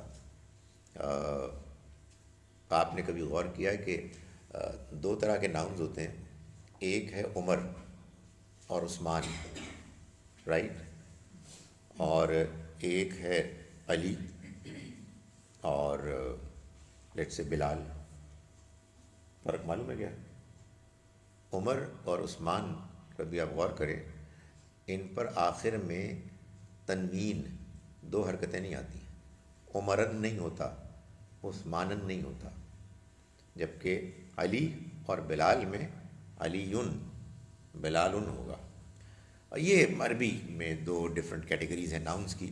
تو مصر بھی اسی طرح کا ایک ناؤن ہے جس میں 2 زبریں پیشیں زیریں نہیں آئیں گی. اس کو کہتے ہیں غیر منصرف، مگر یہاں آئی ہیں. کیوں آئی ہیں؟ اس لیے کہ مصر مصر ایک جگہ کا، ایک ملک کا نام ہے. تو اگر اس کو ایسے لایا جائے گا تو پھر اس کا مطلب ہوگا کوئی مصر. جاؤ پھر کسی مصر میں، بڑا تمہیں پسند ہے نا لاہور، جاؤ پھر کسی لاہور میں، یہ مطلب ہے. سو فرمایا کہ اے بے تو مصرن، کہ تم فرمائشیں کر رہے ہو نا، جاؤ پھر کسی مصر میں. فَإِنَّ لَكُمْ مَا سَأَلْتُمْ، تو پھر تمہیں وہاں ملے گا جو تم نے مانگا، جو تم مانگ رہے ہو. مطلب یہ ہے کہ پھر وہاں جا کے سارے اس کے نتائج، کانسیکوینسز بھی تمہارے سامنے آئیں گے، اور پھر مل جائے گا تم کو یہ بھی جو تم جس کی فرمائش کر رہے ہو. وَضُرِبَتْ عَلَيْهِمُ الذِّلَّةُ وَالْمَسْكَنَةُ، اور ان کے اوپر ذلت اور مسکنت. مسکنت یعنی محتاجی. یہ ضربت مسلط کر دی گئی، جیسے ہوتا ہے نا چپکا دینا دیوار پر، ایسے ان کے اوپر مسلط کر دی گئی. جب اللہ کی سزا ہوتی ہے کسی فرد پر یا کسی قوم پر تو پھر معلوم ہوتا ہے کہ ایسا ہی ہوتا ہے کہ ان کے اوپر ایک چیز تھونک دی جاتی ہے. ذلت ہے، بڑی عزت تھی، بڑا مقام تھا، اور اچانک معلوم ہوا کہ ذلیل ہو گئے. اور بڑے بہادر تھے، بڑے ایک زمانے میں تن تناؤ تھا، لیکن معلوم ہوا کہ اس کے بعد بالکل بے بس ہو گئے، محتاج ہو گئے. تو یہ ان کے اوپر مسلط کر دی گئی. وَبَاءُوا بِغَضَبٍ مِّنَ اللَّهِ، اور وہ اللہ کے غضب کو لے کر لوٹے. یعنی جہاں سے ان کو موقع ملا تھا کہ وہ اللہ کی خوشنودی لے کر لوٹتے، وہاں سے وہ اللہ کے غضب کو لے کر لوٹے. کیوں؟ ذالک بأنہم کانوا یکفرون بآیات اللہ، یہ اس لیے ہوا کہ انہوں نے اللہ کی آیات کا انکار کیا. وہ اللہ کی آیات کا انکار کرتے. وَيَقْتُلُونَ النَّبِيِّينَ بِغَيْرِ الْحَقِّ، اور وہ نبیوں کو قتل کرتے رہے بغیر حق کے. یہ وہ کرتے تھے.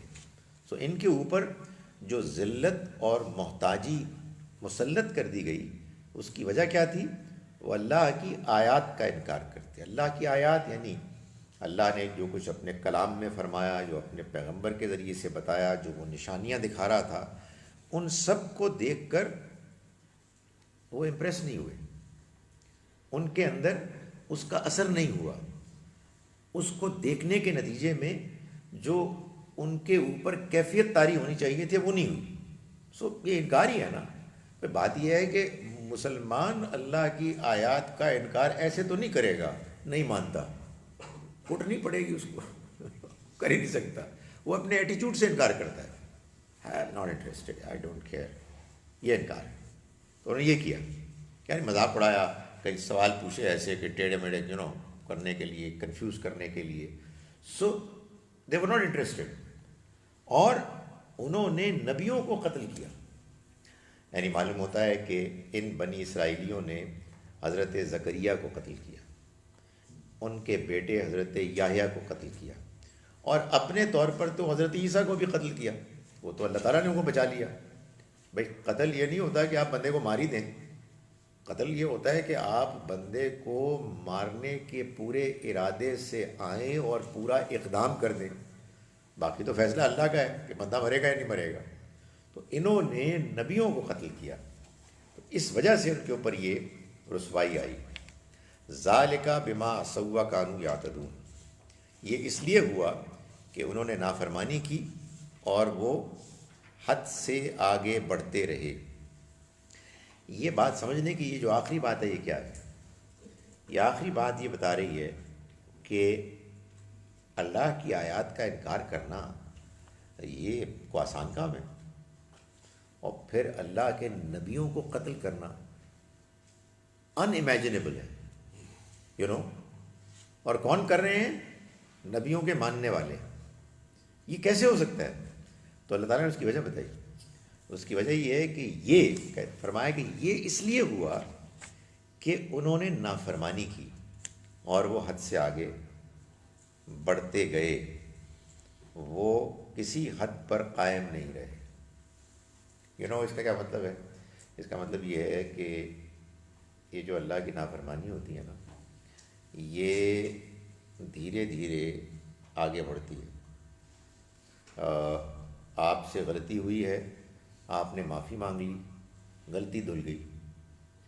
آپ سے غلطی ہوئی ہے اور آپ اس غلطی پر غلطی کر رہے ہیں، وہ بڑھتی جا رہی ہے، تو پھر یہ کہیں ختم نہیں ہوگی۔ پھر آدمی کے اندر بڑے جرائم کرنے کا حوصلہ پیدا ہوگا، ان سے بھی بڑے جرائم کرنے کا حوصلہ پیدا ہوگا، اور ہوتے ہوتے یہ بھی ہو جائے گا کہ انسان اللہ کی آیات کا انکار کرنا شروع کر دے گا اور اللہ کے نبیوں کو بھی قتل کر سکتا ہے۔ سو گویا کہ اللہ تعالیٰ نے یہ بات سمجھائی کہ یہ تمہیں حیرت ہو رہی ہے کہ یہ کیسے ہوا؟ حیرت کی کوئی بات نہیں، اصل میں انہوں نے نافرمانی کی اور وہ حد سے آگے بڑھنے لگے۔ جب انسان حد سے آگے بڑھنے لگتا ہے تو کیا ہوتا ہے کہ اس کے اندر جو اللہ کی طرف سے ایک حیا ہے، ایک خوف ہے، جھجک ہے، وہ ختم ہونے لگتی ہے۔ پھر دنیا کی کوئی برائی بھی اس کے لیے برائی نہیں رہتی، بڑے سے بڑا جرم بھی اس کے لیے معمولی ہو جاتا ہے۔ تو یہ اس وجہ سے ہوا، اور جب انہوں نے یہ سب کچھ کیا تو پھر اللہ کی طرف سے ان کو سزا ملی، ان کو ذلت اور محتاجی کا سامنا کرنا پڑا۔ آئیے ان آیات کا ترجمہ ایک مرتبہ پھر کر لیتے ہیں۔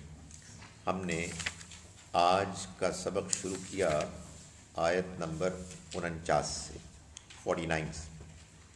بسم اللہ الرحمن الرحیم۔ وَإِذْ نَجَّيْنَاكُمْ مِنْ آلِ فِرْعَوْنَ، اور اے بنی اسرائیل کے لوگوں یاد کرو اس وقت کو کہ جب ہم نے نجات دی تم کو فرعون والوں سے۔ یسومونکم سوء العذاب، وہ تمہیں برے عذاب کا مزہ چکھاتے۔ یذبحون ابناءکم، تمہارے بیٹوں کو ذبح کرتے۔ ویستحیون نساءکم، اور تمہاری عورتوں کو زندہ رکھتے۔ وفی ذالکم، اور اس میں تمہارے لیے بلاء من ربکم، بڑی آزمائش تھی تمہارے رب کی طرف سے، عظیم بڑی۔ وَإِذْ فَرَقْنَا بِكُمُ الْبَحْرَ فَأَنْجَيْنَاكُمْ، اور یاد کرو کہ جب ہم نے تمہیں دریا سے پار لگا دیا، فَأَنْجَيْنَاكُمْ، پھر تم کو نجات دی۔ وَأَغْرَقْنَا آلَ فِرْعَوْنَ، اور ہم نے فرعون والوں کو غرق کر دیا۔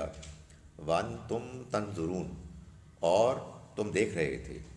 وَإِذْ وَعَدْنَا مُوسَىٰ، اور یاد کرو اس وقت کو بھی کہ جب ہم نے وعدہ کیا موسیٰ سے، 40 لیلۃً، 40 راتوں کا۔ ثُمَّ اتَّخَذْتُمُ الْعِجْلَ، پھر تم نے بچھڑے کو معبود بنا لیا، من بعدہ، ان کے جانے کے بعد، وَأَنْتُمْ ظَالِمُونَ، اور تم ظالم تھے۔ ثُمَّ عَفَوْنَا عَنْكُمْ مِن بَعْدِ ذَلِكَ، پھر ہم نے معاف کر دیا تم کو اس کے بعد، لعلکم تشکرون، تاکہ تم شکر گزار ہو۔ وَإِذْ آتَيْنَا مُوسَى الْكِتَابَ وَالْفُرْقَانَ، اور یاد کرو اس وقت کو بھی کہ جب ہم نے دی موسیٰ کو کتاب یعنی فرقان، لعلکم تہتدون، تاکہ تم ہدایت پاؤ۔ وَإِذْ قَالَ مُوسَىٰ لِقَوْمِهِ، اور یاد کرو اس وقت کو بھی کہ جب کہا موسیٰ نے اپنی قوم سے، یا قومی، اے میری قوم کے لوگو، انکم ظلمتم انفسکم، تم نے اپنی جانوں پر ظلم کیا، باتخاذکم العجل، اپنے بچھڑے کو معبود بنانے کے عمل کے نتیجے میں، فتوبوا الی باریکم، تو تم توبہ کرو اپنے بنانے والے کی طرف، فاقتلوا انفسکم، چنانچہ تم قتل کرو اپنوں کو، ذالکم خیر لکم عند باریکم، یہ تمہارے لیے زیادہ بہتر ہے تمہارے بنانے والے کے نزدیک، فتاب علیکم، تو تم نے ایسا کیا اور اس کے حضور میں توبہ کی تو اس نے تمہاری توبہ قبول کر لی، انہ هو التواب الرحیم، یقیناً وہ بہت توبہ قبول کرنے والا، رحم کرنے والا ہے۔ وَإِذْ قُلْتُمْ یا موسیٰ، اور یاد کرو اس وقت کو بھی کہ جب تم نے کہا کہ اے موسیٰ، لن نؤمن لک حتی نری اللہ جہرۃ، ہم ہرگز نہیں مانیں گے آپ کی بات کو جب تک کہ ہم دیکھ نہ لیں اللہ کو کھلم کھلا، فاخذتکم الصاعقۃ، تو تمہیں پکڑ لیا بجلی کی کڑک نے، وانتم تنظرون، اور تم دیکھ رہے تھے، دیکھتے۔ ثم بعثناکم من بعد موتکم، پھر ہم نے تم کو زندہ کیا تمہاری موت کے بعد، لعلکم تشکرون، تاکہ تم شکر گزار ہو، وظللنا علیکم الغمام، اور ہم نے سایہ کیا تمہارے اوپر بادلوں کا، وانزلنا علیکم المن والسلوی، اور ہم نے اتارے تمہارے اوپر من و سلوہ، کلوا من طیبات ما رزقناکم، کھاؤ میں ان پاکیزہ چیزوں میں سے کہ جو ہم نے تمہیں رزق کے طور پر دیں، وما ظلمونا، اور انہوں نے ہمارا کچھ نہ بگاڑا، ولیکن کانوا انفسہم یظلمون، بلکہ وہ خود اپنی جانوں پر ظلم کرتے رہے۔ وَإِذْ قُلْنَا ادْخُلُوا هَٰذِهِ الْقَرْيَةَ، اور یاد کرو اس موقع کو بھی کہ جب ہم نے کہا کہ داخل ہو جاؤ اس بستی میں، فَكُلُوا مِنْهَا حَيْثُ شِئْتُمْ رَغَدًا، پھر تم کھاؤ اس میں سے جہاں سے چاہو بغیر کسی روک ٹوک کے، وَادْخُلُوا الْبَابَ سُجَّدًا، اور داخل ہو جاؤ دروازے سے جھکتے ہوئے، وَقُولُوا حِطَّةٌ نَغْفِرْ لَكُمْ خَطَايَاكُمْ، اور کہو معافی دے دے ہم کو، ہم معاف کر دیں گے تم کو تمہاری خطاؤں پر، وَسَنَزِيدُ الْمُحْسِنِينَ، اور ہم مزید دیں گے ان کو جو بہترین رویہ اختیار کرنے والے ہیں۔ فَبَدَّلَ الَّذِينَ ظَلَمُوا قَوْلًا غَيْرَ الَّذِي قِيلَ لَهُمْ، تو بدل دیا ان لوگوں نے کہ جنہوں نے ظلم کیا بات کو اس سے کہ جو اس ایک مختلف بات سے، اس سے کہ جو ان کو کہی گئی تھی۔ فَأَنزَلْنَا عَلَى الَّذِينَ ظَلَمُوا، تو ہم نے اتارا ان لوگوں پر کہ جنہوں نے ظلم کیا، رِجْزًا مِّنَ السَّمَاءِ، آسمان سے عذاب، بِمَا كَانُوا يَفْسُقُونَ، اس وجہ سے کہ جو وہ نافرمانی کرتے تھے۔ وَإِذِ اسْتَسْقَىٰ مُوسَىٰ لِقَوْمِهِ، اور یاد کرو اس وقت کو بھی کہ جب موسیٰ نے پانی مانگا اپنی قوم کے لیے، فَقُلْنَا، تو ہم نے کہا، اضرب بعصاک الحجر، آپ ماریے اپنی لٹھیا کو چٹان پر، فانفجرت من حسنۃ عشرۃ عینا، تو پھوٹ نکلے اس میں سے 12 چشمے، قد علم کل اناس مشربہم، ہم نے معاف کیجیے جان لیا ان میں سے ہر گروہ نے اپنے پانی پینے کی جگہ کو، کلوا واشربوا من رزق اللہ، کھاؤ اور پیو اللہ کے رزق میں سے، ولا تعثوا فی الارض مفسدین، اور زمین میں فساد پھیلاتے نہ پھرو۔ وَإِذْ قُلْتُمْ یا موسیٰ، اور یاد کرو اس وقت کو بھی کہ جب تم نے کہا اے موسیٰ، لن نصبر علی طعام واحد، ہم ایک ہی کھانے پر صبر نہیں کریں گے، فادع لنا، تو آپ دعا کریں ہمارے لیے، ربک، اپنے رب سے، یخرج لنا، کہ وہ نکالے ہمارے لیے، مما تنبت الارض، اس میں سے کہ جو زمین اگاتی ہے، من بقلہا، اس کی سبزی میں سے، وقثائہا، اس کی ککڑی میں سے، وفومہا، اس کے لہسن میں سے، وعدسہا، اس کی مسور میں سے، وبصلہا، اور اس کی پیاز میں سے۔ قال، فرمایا، اتستبدلون الذی هو ادنی بالذی هو خیر، کیا تم بدلنا چاہتے ہو اس سے کہ جو کمتر گھٹیا ہے، اس کو کہ جو بہتر ہے، اہبطوا مصرا، جاؤ پھر کسی مصر میں، فإن لکم ما سألتم، پھر تمہارے لیے ہوگا وہ کہ جو تم نے مانگا، وضربت علیہم الذلۃ والمسکنہ، اور مسلط کر دی گئی ان کے اوپر ذلت، رسوائی اور محتاجی، وباؤوا بغضب من اللہ، اور وہ لوٹے اللہ کے غضب کو لے کر، ذالک بانہم کانوا یکفرون بآیات اللہ، یہ اس وجہ سے ہوا کہ وہ اللہ کی آیات کا انکار کرتے، ویقتلون النبیین بغیر الحق، اور وہ نبیوں کو قتل کرتے بغیر حق کے، ناحق، ذالک بما عصوا وکانوا یعتدون، یہ اس لیے ہوا کہ انہوں نے نافرمانی کی اور وہ حد سے آگے بڑھتے گئے۔ اقول قولی ھذا واستغفر اللہ لی ولکم۔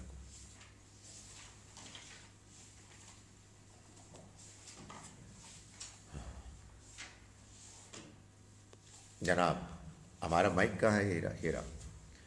لیکن اگر آپ مائک میں انٹرسٹڈ نہیں ہیں تو کوئی مسئلہ نہیں ہے، اس لیے کہ یہاں بھی کچھ سوالات ہیں. In ayat 124 of Surah Al-Baqarah, also the word ظالمین is used in the sense of those who disobey the commands of Allah. یعنی آدمی نافرمانی کرتا ہے، شرک بھی نافرمانی ہے.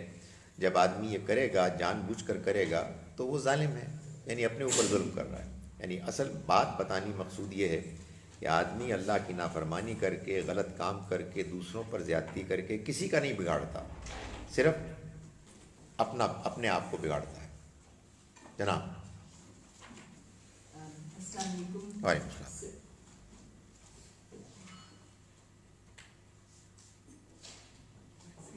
میں ویسے بول دیتی ہوں. یہاں پہ جہاں کہا گیا ہے کہ آپ قتل کریں اپنوں میں سے، تو اس میں یہ تھا کہ جو لوگ اللہ کی نافرمانی کر رہے تھے ان کو قتل کیا گیا، لیکن جو صرف کھڑے ہوئے دیکھ رہے تھے کیا ان کو بھی قتل کیا، یا انہوں نے نافرمانی کرنے والوں کو قتل کیا؟ جی، چونکہ مجھے کہا گیا کہ میں اس کو ریپیٹ کروں ان کو سنانے کے لیے، تو قتل جو کیا گیا کیا صرف ان کو کیا گیا کہ جو نافرمانی جنہوں نے کی، یا ان کو بھی کیا گیا کہ جو بس دیکھ رہے تھے نظارے کو؟ معلوم یہ ہوتا ہے کہ جو ڈائریکٹلی انوالوڈ تھے زیورات کو اکٹھا کرنے میں، بچھڑے کو بنایا تو سامری نے تھا، لیکن پھر اس کی پرستش کرنے میں، تو وہ تو ہوئے قتل. جو لوگ اس سارے نظارے کو دیکھ رہے تھے اور انہوں نے ان کو ٹھیک طرح سے روکنے کی کوشش نہیں کی، تو انہوں نے قتل کیا.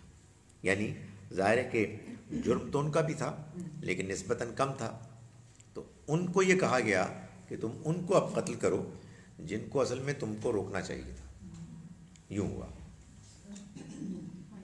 جی. سر یہ جو آیت میں ہے کہ تمہارے بیٹوں کو ذبح کیا گیا اور زندہ عورتوں کو رکھا گیا، سر یہ کن کو کہا گیا؟ مردوں کو کہا گیا؟ کیونکہ یہ عورتوں کو اور بیٹوں کا ذکر ہے. پھر آگے ہے کہ اس حالت میں تمہاری آزمائش تھی تمہاری رب کی طرف سے بہت بڑی ہے. یعنی کن کو؟ یعنی یہ بات معلوم ہوتی ہے کہ جب ان کو یہ اندازہ ہوا کہ ان کے ہاں کوئی ریفارمر آنے والا ہے کہ جو ان کی قوم کو اٹھا دے گا، تو انہوں نے پھر بچوں کو قتل کرنا شروع کر دیا. یعنی جو پیشن گوئی تھی وہ تو موسیٰ علیہ السلام کی تھی، تو انہوں نے سوچا کہ اب یہ تو نہیں پتہ لگ سکتا ہے کون سا بچہ ہے کہ جو بڑا ہو کے ہمارے خلاف ان کو مضبوط کرے گا. تو انہوں نے اس کے بعد یہ طے کیا کہ سبھی کو فارغ کر دیں، سارے بچے. تو جو میل بچے تھے وہ مار دیتے اور بچیوں کو چھوڑ دیتے، اس لیے کہ اس میں نہیں، ان کی پہ اس خبر میں یہ چیز نہیں تھی. یہ ہوا تھا. It will be nice if you either take tea before going online or after that. What about if I want tea while I am delivering the lecture? سر جی میرے اوپر یہ تو مہربانی کریں. آپ کو شاید یہ ہو رہا ہے کہ میں لیفٹ سے پیتا ہوں، نہیں میں رائٹ سے پی رہا ہوں. اللہ میاں کا کوئی ایسا حکم نہیں ہے کہ آپ قرآن مجید کو پڑھتے پڑھاتے ہوئے چائے نہیں پی سکتے. ساری زندگی آسان کرو سر. جی جناب. سر دوسرا کوشچن یہ تھا کہ حضرت موسیٰ علیہ السلام آپ نے کہا نا وہ اپنے وقت سے پہلے چلے گئے، تو 10 دن پہلے گئے تھے، اور یہ 10 دن ان کو سزا کے طور پر؟ نہیں 10 دن پہلے نہیں تھے، کچھ پہلے تھے. لیکن پھر مزید اللہ نے، آپ سزا کہیں، آپ تربیت کہیں، یعنی اس مقصد کو حاصل کرنے کے لیے کہ جب اللہ فرماتا ہے کہ تمہیں میرے پاس آنا ہے 11 بجے، تو 11 کا مطلب 11 ہی ہوتا ہے، اس کا مطلب 10:30 نہیں ہوتا. ٹائم پہ آپ آئیں. تو آپ اتنی جلدی آ گئے. اس میں ایک اور پرابلم تھی نا. بات یہ ہے کہ پیچھے موسیٰ علیہ السلام کی قوم تھی، تو اللہ تعالیٰ نے فرمایا کہ وہاں تو یہ فتنہ شروع ہو چکا ہے، تم اتنی جلدی آ گئے. میں نے جس وقت بلایا تھا وہ وقت کسی حکمت کے ساتھ میں تم کو دیا تھا، تو آپ نے اس سے پہلے آنے کی خواہش کی، جو بری خواہش نہیں تھی یعنی آرڈینریلی اگر کوئی آدمی کسی اچھے کام کے لیے جلدی آ جاتا ہے تو ظاہر ہے کہ نیت تو اچھی ہے، لیکن پھر اس میں اور مسائل ہوتے ہیں کہ آپ جس ٹائم جو ٹائم وہاں آپ کو دینا تھا اس کو آپ نے چھوڑ کر میرے پاس آ گئے، تو وہ پھر ایک تربیت کے لیے تنبیہ تھی یقیناً، اور تربیت تھی کہ ہر کام اس کے وقت پر ہونا چاہیے۔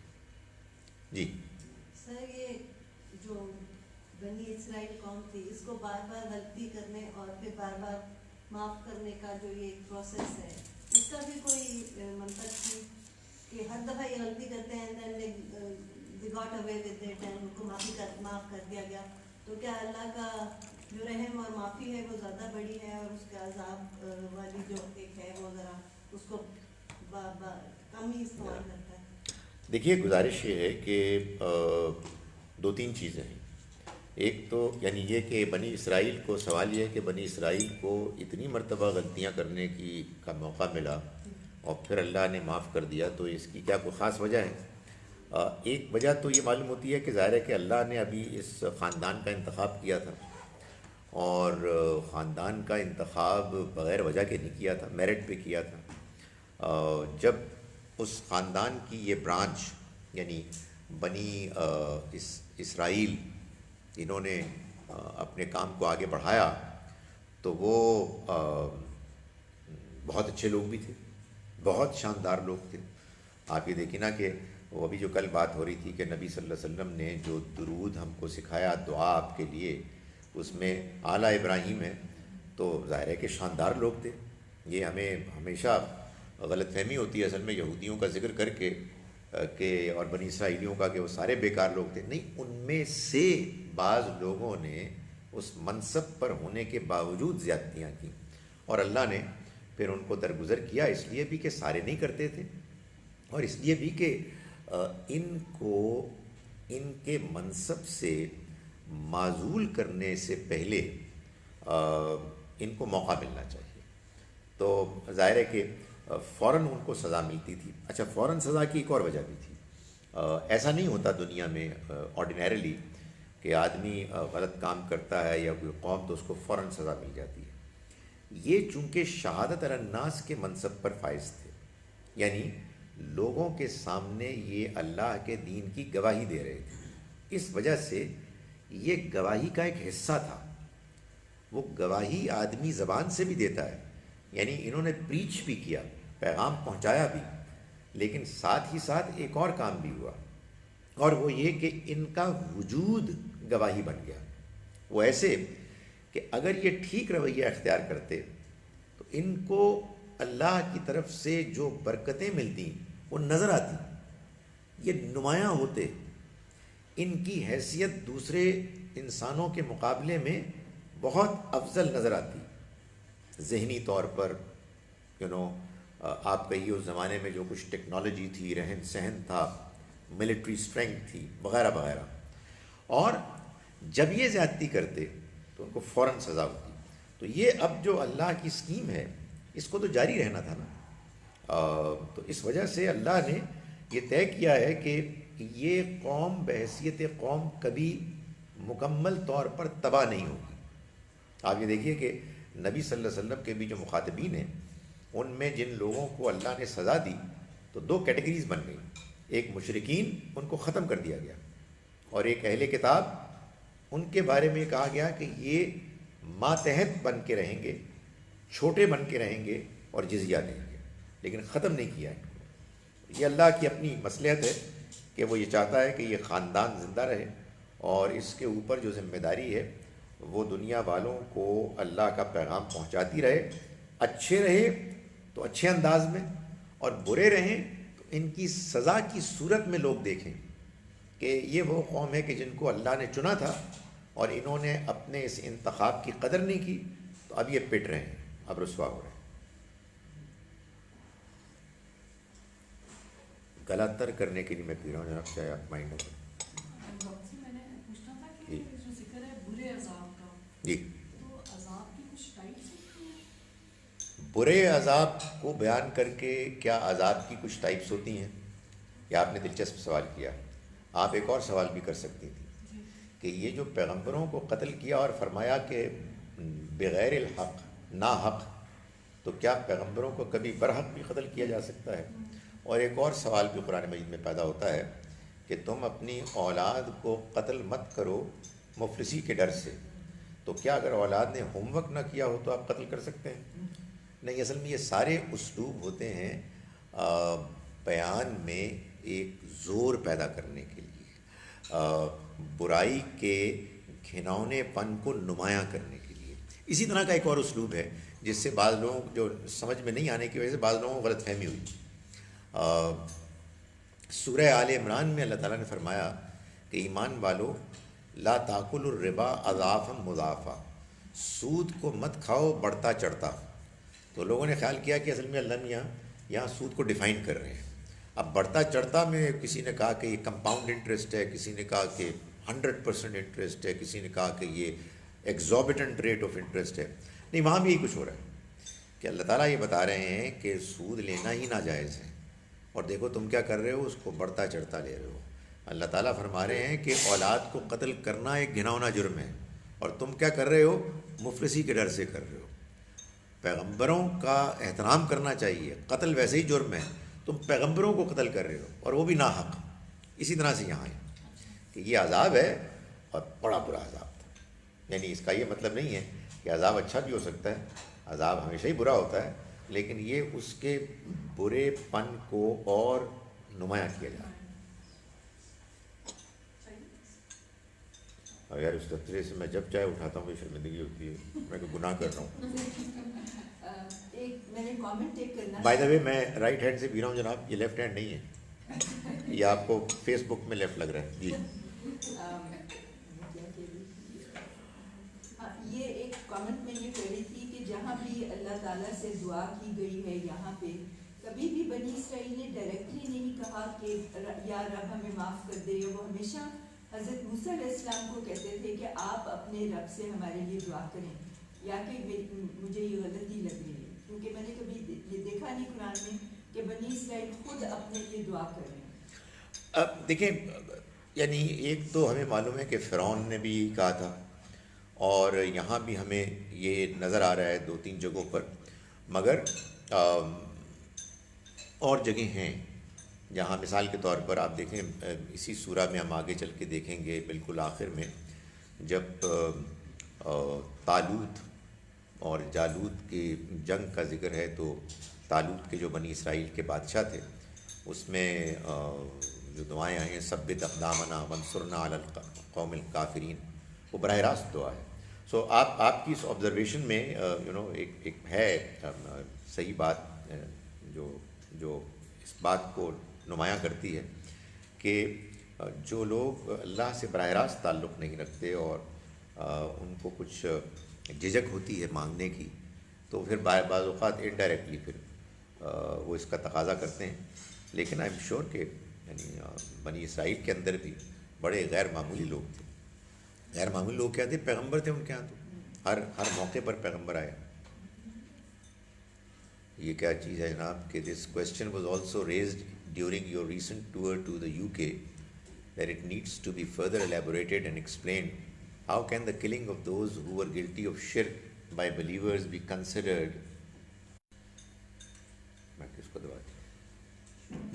as punishment from Allah? Can you please explain a bit further, especially if a non-Muslim is asking? دیکھیے، آپ کو یہ بات سمجھ میں آ جاتی ہے کہ اللہ تعالیٰ عذاب نازل کرتا ہے زلزلے سے، سیلاب سے، بجلی کی کڑک سے، یہ سمجھ میں آ جاتی ہے آپ کو یہ بات سمجھ میں آ جاتی ہے کہ ایک قاتل ہے جس نے قتل کیا، اللہ شریعت میں حکم دیتا ہے کہ اس کو قتل کر دو، یہ سمجھ میں آ جاتی ہے؟ کیوں آ جاتی ہے سمجھ؟ وجہ کیا ہے؟ اسی طرح سے یہ بات سمجھ میں آ جانی چاہیے کہ اللہ تعالیٰ فرماتا ہے کہ میں اپنا رسول بھیج رہا ہوں جو میرے پیغام کو آخری حد تک واضح کر کے بیان کر رہا ہے۔ میرے ان بندوں کو جن کو میں نے پیدا کیا، جن کو میں نے عقل دی، جن کو میں نے شعور دیا، ان کو نظر آ رہا ہے کہ یہ میرا پیغام سنا رہے ہیں اور وہ ان کی مخالفت کر رہے ہیں، ان کا مذاق اڑا رہے ہیں، ان کے دشمن بن گئے ہیں اور ان کو بستی سے نکالنے کا انہوں نے فیصلہ کر دیا ہے، تو اس کے باوجود نہیں مان رہے، میں ان کو ڈھیل دیتا ہوں، میں ان کو موقع دیتا ہوں، مگر وہ نہیں مانتے، تو اس کے بعد اگر میرے پیغمبر کے ساتھی تعداد میں زیادہ ہو جائیں تو میں ان کو سزا نہیں دے سکتا۔ وجہ کیا ہے؟ اس لیے کہ مغرب میں اب ہیومن رائٹس والے کہتے ہیں کہ یہ نہیں ہونا چاہیے۔ خدا اپنے فیصلے کرتا ہے جیسے کہ اس نے طے کیے ہیں، وہ اپنے بندوں کو موقع بھی فراہم کرتا ہے اور وہ اپنے بندوں کو سزا بھی دیتا ہے۔ میں تو یہ سوال کرتا ہوں کہ آخر یہ کیسے ہم ایکسپلین کریں گے کہ یہی طوفان، یہی زلزلہ، یہی بجلی کی کڑک کہ جس کو اب سائنس ایکسپلین کر دیتی ہے کہ یہ اصل میں اس طرح سے کاز ایفیکٹ ریلیشن شپ کے نتیجے میں ہوتا ہے، تو ہم کیسے ان کو یہ بتاتے ہیں کہ اصل میں اللہ کے عذاب بھی ہو سکتے ہیں؟ ہم ایسے ہی بتائیں گے کہ اللہ ہے کہ جو اس کائنات کو چلانے والا ہے، بادشاہ ہے، اور وہ لوگوں کے ساتھ کبھی زیادتی نہیں کرتا، وہ انصاف کرتا ہے، لیکن اگر لوگ زیادتی پر تل جائیں، اڑ جائیں، تو ایک موقع آتا ہے کہ پھر وہ کہتا ہے کہ اب بہت ہو گئی ہے، انف از انف، اور پھر وہ سزا دیتا ہے۔ اور بائی دا وے یہ سزا تو اصل میں وہ سزا ہے کہ جو باقی دنیا والوں کے لیے ایک پیغام ہے، لیسن، کہ آخرت ہونے والی ہے۔ دنیا میں جب وہ عذاب دے سکتا ہے ان لوگوں کو کہ جنہوں نے غلط رویہ اختیار کیا، تو آخرت بھی ایسے ہی ہو جائے گی۔ یوں ہے، اس وجہ سے میرا یہ خیال ہے کہ ہم لوگوں کو پیغام پہنچائیں اللہ کا، اور یہ بتائیں کہ یہ قرآن میں لکھا ہے، باقی وہ جانے اور اللہ تعالیٰ جانے۔ بھائی اگر ان کو اللہ کی بات سمجھ میں نہیں آ رہی تو ہم تمیز، تہذیب، دلائل، شرافت، نرمی کے ساتھ بتائیں گے۔ اس سے زیادہ تو ہم لمحے سے کہیں گے کہ تو تیرا کلام ہے، تو سمجھا ان کو۔ ہم کیا کریں بھائی؟ ہم تو ان کو اللہ کا کلام پیش کر دیں گے اور یہ واضح کریں گے کہ اب اس کا کوئی امکان نہیں، اب قیامت تک کے لیے کوئی انسان کسی دوسرے انسان کو مذہبی اختلافات کی وجہ سے قتل نہیں کر سکتا، شرک کی وجہ سے قتل نہیں کر سکتا، کفر کی وجہ سے قتل نہیں کر سکتا، بلکہ سچی بات ہے کفر تو ثابت بھی نہیں کیا جا سکتا، اس لیے کہ دلوں کا حال تو صرف اللہ ہی جانتا ہے۔ لیکن اللہ کے رسولوں کی موجودگی میں جب یہ واقعات ہوئے تو اللہ ہمیں بتا رہا ہے کہ اس نے کہا کہ میرے پیغمبر کے ساتھی وہ اب میرے عذاب کے لیے ذریعہ بن جائیں گے۔ تو اس نے فرمایا ہے، ہم آپ کے سامنے پیش کر رہے ہیں، جس کو یہ بات ہضم نہیں ہوتی اس کی مرضی ہے۔ میں اس بات کو مانتا ہوں کہ اس کا امکان ہے کہ کسی آدمی کو یہ بات سمجھ میں نہ آئے، ہوگا کیا اللہ فیصلہ کرے گا، مجھے کیا معلوم، میں اس کو بلیم بھی نہیں کرتا، میرا کام تو صرف ایکسپلین کرنا ہے۔ مجھے سمجھ میں آ گئی ہے الحمدللہ، کسی دوسرے کو سمجھ میں نہیں آئی ہے، I just explain it to ہم۔ اللہ کے رسول ہوتے تو تب ہم کہہ سکتے کہ بھائی یہ آدمی جو سوال کر رہا ہے اور نہیں مان رہا ہے، یہ ہٹ دھرم ہے، یہ کافر ہے، یہ مجرم ہے۔ اب یہ ہے کہ ہم اس کو اللہ کی بات بتا رہے ہیں، اس کو سمجھ میں نہیں آ رہی، اس کے لیے دعا کریں گے اور ہمیشہ تمیز سے بات کرتے رہیں گے جب تک کہ ہم غصے سے مغلوب نہ ہو جائیں، اور وہ غلط ہوگا۔ اس کو اپنے آپ کو کنٹرول کرنا چاہیے۔ اس لیے کہ میں آپ سے آنیسٹلی کہہ رہا ہوں، میں یہ سمجھتا ہوں کہ شریعت کے معاملے میں جو اللہ کے احکام ہیں، ہر حکم اصل میں کنٹروورشل میٹر میں اللہ کا فیصلہ ہے۔ یعنی جو معاملات نان کنٹروورشل ہیں وہ تو انسان کی فطرت ہے۔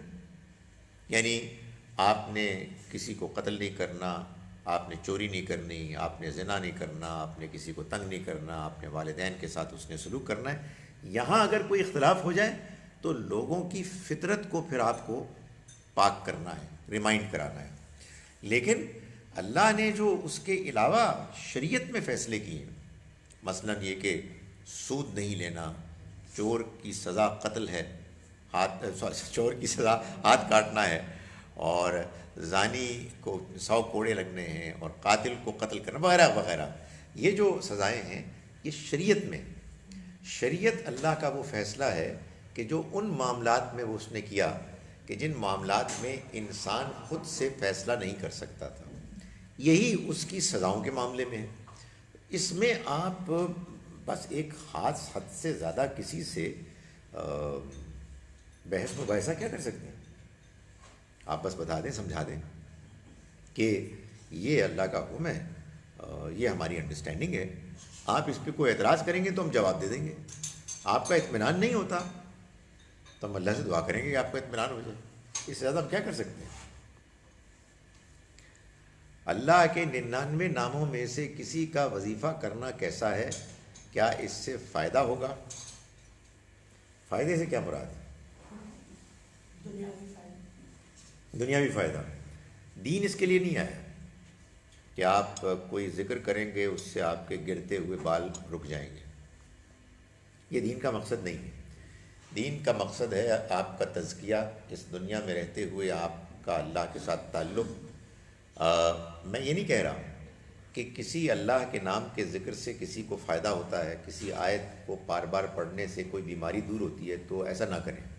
نہیں، آپ اس کو یوں سمجھیے کہ یہ اللہ کے نام اور اللہ کے کلام کی برکتیں ہیں، اضافی فائدے ہیں. اس کو دین نہ بنائیں، بلکہ جس کو کوئی تجربہ ہوا ہے اس کو یہ چاہیے کہ وہ اس وضاحت کے ساتھ اس کو بیان کرے، اگر بیان کرنا ہے کہ بھئی میرا تجربہ ہے، اس لیے کہ یہ دین ہے ہی نہیں. جب یہ دین نہیں ہے تو اس کو دین بنانا ایک خطرناک بات ہے، اس لیے کہ لوگ پھر اسی چیز کو دین سمجھیں گے، اللہ کی آیات کو، اللہ کے ذکر کو اسی مقصد کے لیے سمجھیں گے، اور پھر ان کا یہ نظریہ ہوگا کہ یہ جو آیات پڑھتے ہیں اور یہ جو اذکار ہوتے ہیں اصل میں ان سے کچھ فائدہ ہوتا ہے، اور جب فائدہ نہیں ہوگا تو ان کو مایوسی ہوگی، تو سب کچھ ہی گڑبڑ ہو جائے گا. تو یہ اگر کوئی کرتا ہے تو کرے، وظیفہ کرتا ہے، بس یہ وضاحت ہونی چاہیے کہ بھائی یہ میں جو کچھ کر رہا ہوں یہ کسی کا تجربہ ہے، یہ دین نہیں ہے. تو ٹھیک ہے، آدمی اپنے طور پر کرے، مگر اس کو بیان بھی نہ کرے. کہیں کوئی میڈیسن کی کتاب میں آپ لکھتے ہیں وٹ ایور، کہیں کسی کو کوئی چیز لوگوں کو بتانی ہو، قرآن کو صرف عربی میں پڑھنے پر ثواب ملے گا. بعض لوگ ایک حدیث بیان کرتے ہیں،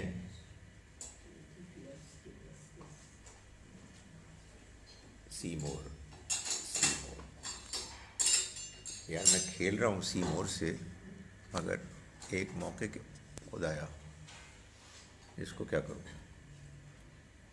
ذیشان احمد، بعض لوگ ایک حدیث بیان کرتے ہیں، میرا خیال ہے جو آپ حدیث بیان آپ کر رہے ہیں وہ والی حدیث ہے کہ جس میں نبی صلی اللہ علیہ وسلم نے فرمایا کہ ہر حرف پہ 10 نیکیاں ملیں گی، اور الف لام میم کی آپ نے مثال دی اور فرمایا کہ اس میں الف لام میم، الف الگ، لام الگ اور میم الگ ہے. تو اس میں ہمارے بعض لوگوں نے اس سے یہ نتیجہ نکالا کہ الف لام میم کا تو کسی کو مطلب آتا ہی نہیں، اس لیے حضور نے خاص طور پر وہ مثال دی جس سے یہ واضح ہو جائے کہ قرآن بغیر سمجھ کے پڑھنا بھی کار ثواب. بہت دلچسپ بات ہے. یعنی قرآن مجید یہ بات بار بار کہتا رہا کہ تم قرآن پر غور کیوں نہیں کرتے؟ کیا تمہارے دلوں پر تالے پڑ گئے ہیں؟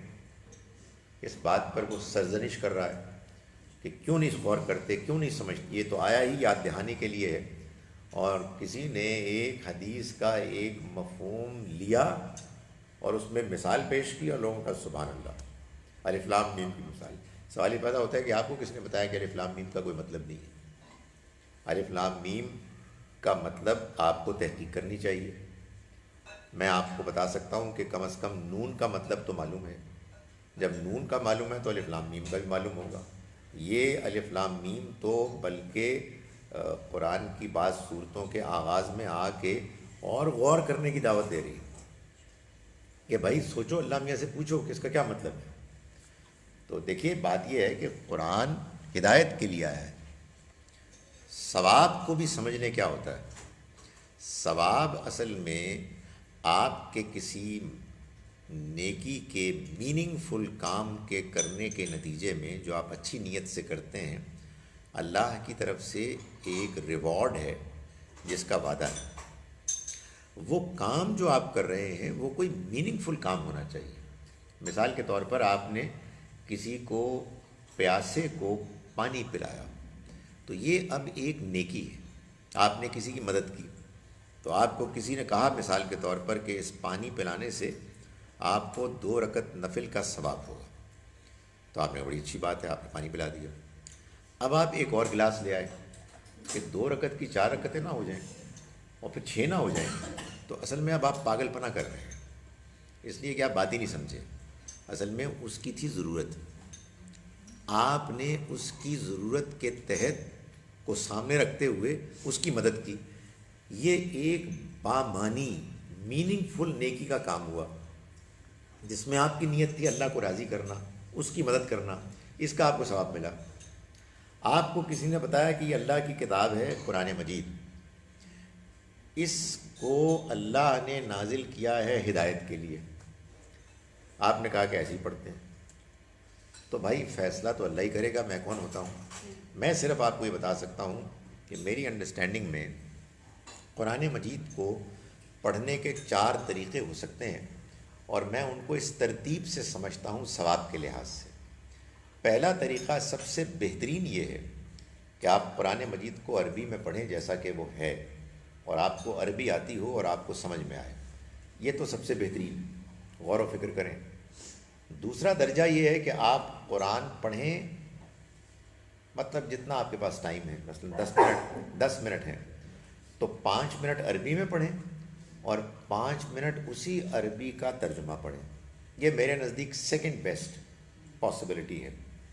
تھرڈ بیسٹ یہ ہے کہ آپ صرف ترجمہ پڑھیں، اس لیے کہ قرآن اصل میں ہدایت کے لیے آیا ہے۔ اور فورتھ پاسبلٹی یہ ہے کہ آپ صرف عربی میں پڑھیں۔ میں اس کے بارے میں یہ تو نہیں کہتا کہ یہ کوئی غلط کام ہے، ظاہر ہے اللہ کی کتاب پڑھ رہے ہیں تو غلط تو نہیں ہو سکتا، لیکن میرے نزدیک جو کچھ قرآن مجید سے سمجھ میں آتا ہے کہ اس کے آنے کا مقصد کیا ہے، یہ 4تھے درجے کی نیکی ہے۔ اگر آپ اس پر مطمئن ہیں تو پڑھیں، لیکن اس کو پاپولرائز نہ کریں، اس لیے کہ یہ کیٹیگری میں کم تر درجہ ہے۔ جی سر میں نے پوچھنا تھا کہ یہ جو کچھ لوگ ہیں وہ کہتے ہیں فلاں کریں گے تو ایک زمرد کا محل ملے گا جنت میں اور ایک یاقوت کا پتہ نہیں کیا ہوگا۔ سر یہ چیزیں اس طرح پروپیگیٹ کرنا کوئی ہمارے آبویسلی جتنی میری انڈرسٹینڈنگ ہے کہ ریلیجن کا حصہ نہیں ہے، کہیں بھی نہیں لکھا ہوا، میں نے تو نہیں کہیں یہاں تک سنا تو ہے مگر پڑھا کہیں ہے کہ زمرد یا یاقوت کے محل ہوں گے، اس کے بارے میں دیکھیے، فلاں کام کرنے سے آپ کو فلاں محل ملے گا، فلاں نعمت ملے گی، فلاں جنت کی کوئی خاص اللہ کی طرف سے انعام ہوگا۔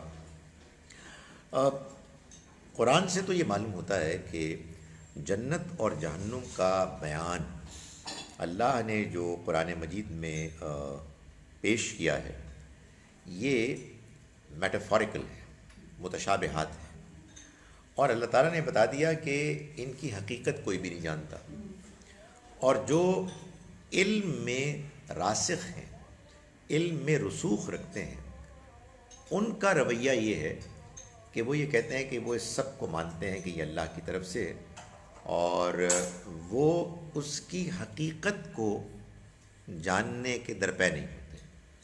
تو اللہ نے تو جو کچھ بیان کیا ہے اس کے بارے میں یہ وضاحت فرما دی ہے۔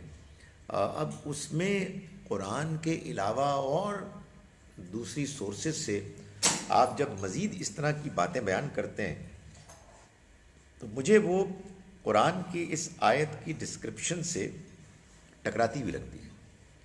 جب قرآن نے واضح کر دیا کہ اصل مقصد یہ ہے کہ کچھ مثالیں دے کے یہ بات بتائی جائے کہ وہاں بڑی نعمتیں ہوں گی، اور وہ مثالیں بھی اصل میں عرب کے ان بدوؤں کے ذہن کو سامنے رکھتے ہوئے ہیں کہ جن کے لیے اس زمانے کے جو بادشاہ تھے نا، رومنز اینڈ پرشینز، قالین ہیں، گاؤ تکیے ہیں، ایک دوسرے کے آمنے سامنے وہ بیٹھے وغیرہ، ان کو سامنے رکھ کے اللہ تعالیٰ نے وہ مثالیں دی ہیں، تو اس میں مزید مثالوں کو اضافہ کرنے کی کیا ضرورت ہے؟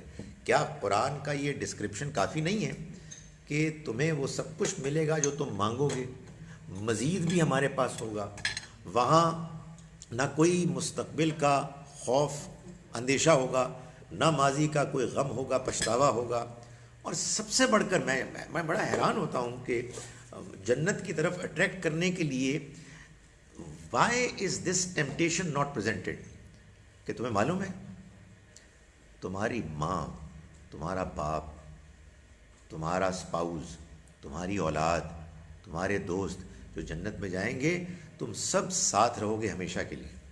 یعنی کیا مجھے بتائیں کہ ہم اس دنیا میں محلات چاہتے ہیں؟ وہاں جا کے آدمی تھوڑی دیر کے بعد بور ہو جاتا ہے، یار کس مصیبت میں پھنس گئے ہیں، کس کمرے میں جائیں. تو اصل میں تو انسان کو انسان چاہیے، یعنی ہمیں وہ صحبت ملے گی. اللہ نے جو لالچ دی ہے وہ تو یہ دی ہے کہ من یطع اللہ والرسول، جو اللہ اور اس کے رسول کی اطاعت کرے گا، فاولئک مع الذین انعم اللہ علیہم، یہ وہ لوگ ہیں کہ جو ان کے ساتھ ہوں گے جن پر اللہ نے انعام کیا. وہ کون ہوں گے؟ من النبیین والصدیقین والشہداء والصالحین، یعنی ان کو نبیوں کی صحبت ملے گی، ان کو صدیقین کی صحبت ملے گی، ابو بکر رضی اللہ عنہ کی صحبت ملے گی، شہداء کی صحبت ملے گی، صالحین کی ملے گی. آپ ہمیں زمرد کا پتہ نہیں مطلب کیا ہے اور اس کا محل کیا ہوگا اور میں اس کو کیا کروں گا، وہ میرے کیا کام آئے گا. سو عجیب چیزیں ہیں. آئی ڈونٹ نو آئیڈیا کہ یہ لوگ کیوں بیان کرتے ہیں. یہ کون سی آیت ہے جی؟ یہ آیت ہے سورہ نساء کی، اور آیت نمبر کیا ہے اس کو میں ابھی آپ کو دیکھ کر بتاتا ہوں. میں نے ابھی پچھلے دنوں اس کو بیان کیا، اس لیے مجھے اپنے حافظے پر افسوس ہے کہ تم نے اس کو بیان کیا اور تمہیں یاد بھی نہیں ہے. اور بیان کیوں کیا یہ بھی سن لیجئے. بیان میں نے اس لیے کیا کہ مجھے یہ کہا گیا تھا کہ آپ تقریر فرماویں ختم نبوت پر. تو وہ جو میں نے تقریر فرمائی ختم نبوت پر، تو میں نے لوگوں کو یہ بتانے کی کوشش کی کہ وہ حضرات کے جو ختم نبوت کا وہ مطلب نہیں مانتے جو ہم مانتے ہیں، وہ کیا کیا دلائل دیتے ہیں. تو وہ ان میں سے ایک دلیل یہ بھی دیتے ہیں، مگر یہ اب مجھے ڈھونڈنی پڑے گی کہ کہاں ہے. سورہ نساء میں ہے یہ تو بات بالکل طے ہے، لیکن سورہ نساء کی آیت نمبر کون سی ہے یہ ذاکر نائک صاحب سے پوچھنا چاہیے. الحمدللہ وہ بتا دیں گے انشاءاللہ. ہاں جی، کمال ہے.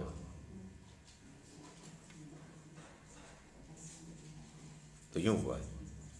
چلے جی. Can you tell me about the difference between صدقہ اینڈ خیرات؟ There is no difference. صدقہ از خیرات اینڈ خیرات از صدقہ. یہ دو الفاظ ہیں. ہمارے ہاں خیرات اسی مفہوم میں بیان ہوتا ہے. Non Muslims have not read and understood the Quran. ٹھیک ہے، سو یہ تو اب تمہید ہے. جنہوں نے نہیں پڑھا، تو اگر انہوں نے نہیں پڑھا تو ہمیں چاہیے کہ ہم ان کو پڑھائیں، اور انہوں نے پڑھا ہے اور ان کے ہاں سوالات ہیں، ہمیں چاہیے ان کے جوابات دیں. یہ اچھی طرح سے جان لیں کہ یہ بڑی عجیب بات ہے. میں بڑا حیران ہوتا ہوں کہ لوگوں کا یہ خیال ہے کہ اللہ تعالیٰ نے اس دنیا میں بھی جو باتیں بتائی ہیں اور جو آخرت میں بھی اس کے معاملات ہوں گے، وہ کوئی وہ ہوگی عجیب، کوئی مسٹیریس چیزیں ہیں جو ہم نہیں اندازہ کر سکتے. بھائی کامن سینس کی باتیں ہیں. خدا کسی کے ساتھ ناانصافی نہیں کرے گا. دنیا میں بھی اس کا یہ فیصلہ ہے، آخرت میں بھی یہ فیصلہ ہے. ایک بندے کو قرآن پتہ ہی نہیں ہے تو وہ کیوں پکڑا جائے گا؟ لیکن جس کو معلوم ہے اور وہ اس کو غفلت کر رہا ہے، برت رہا ہے جان بوجھ کر، وہ پکڑا جائے گا. جیسے کہ الحمدللہ میں نے یہ آیت 69 ہے جی، آیت نمبر 69 سورہ نساء کی. سو اگر انہوں نے نہیں پڑھا تو یہ سوال ہوگا نا کہ کیوں نہیں پڑھا. یعنی ایک سوال یہ ہے کہ ان کو معلوم تھا یہ اللہ کی کتاب ہے، وہ کہتے ہیں ہم نے نہیں پڑھنا، یا انہوں نے پڑھ کے اس میں کوشش کی کہ اس میں سے مین میخ نکالیں، اس میں بھی دیکھا جائے گا کہ کیوں کر رہے تھے۔ خدا تعالیٰ اپنے بندوں کے ساتھ وعدہ کرتا ہے کہ ذرہ برابر بھی زیادتی نہیں کرے گا، تو اس سے آپ اندازہ کر لیں کہ وہ کیا کرے گا کیا نہیں کرے گا۔ ٹھیک ہے جی جی ایک جی جی وہ یہ ہے کہ آج کل کے زمانے میں جو مطلب طوفان آتے ہیں، ٹورنیڈوز ہوتے ہیں، آگیں لگ جاتی ہیں جیسے لگی ہوئی تھی، کیا ان کو بھی ہم اللہ کا عذاب کنسیڈر کریں، یا وہ اس زمانے میں ہی تھا کہ جب رسول دنیا میں تھے اور اللہ کی پریچنگ کر رہے تھے اور ان کے اینڈ کے اوپر پھر اللہ تعالیٰ عذاب لاتے تھے؟ اب جو کچھ نیچرل کلیمٹیز سے لوگوں کو نقصان ہوتا ہے یہ وہ عذاب نہیں ہے۔ وجہ یہ ہے کہ عذاب کہتے ہیں سزا کو، اور سزا کے لیے ضروری ہے کہ پہلے جو مجرم سزا پا رہے ہیں ان کا جرم ثابت ہو جائے، اسٹیبلش ہو جائے، اور اس کے بعد ان کے اوپر اس سزا کو نافذ کیا جائے۔ اس دنیا میں جو ہم کو تکلیفیں آتی ہیں ان میں بعض تو وہ ہوتی ہیں کہ جو اصل میں ہماری اپنی نالائقیوں کا نتیجہ ہوتی ہیں۔ آپ نے اگر حفظان صحت کے مطابق زندگی نہیں گزاری اور آپ بیمار پڑ گئے ہیں تو آپ اپنے اس ایٹیچیوڈ کو بلیم کریں۔ بعض اوقات کیا ہوتا ہے کہ ہم کچھ غلط کام کرتے ہیں اور اللہ ہمیں ریمائنڈ کرانا چاہتے ہیں، اللہ ہمیں جگانا چاہتے ہیں۔ یہ سزا نہیں ہوتی، یہ ریمائنڈر ہوتا ہے۔ تو یہ زلزلے، یہ سیلاب وغیرہ ویک اپ کالز تو ہو سکتے ہیں لیکن سزا نہیں ہو سکتے۔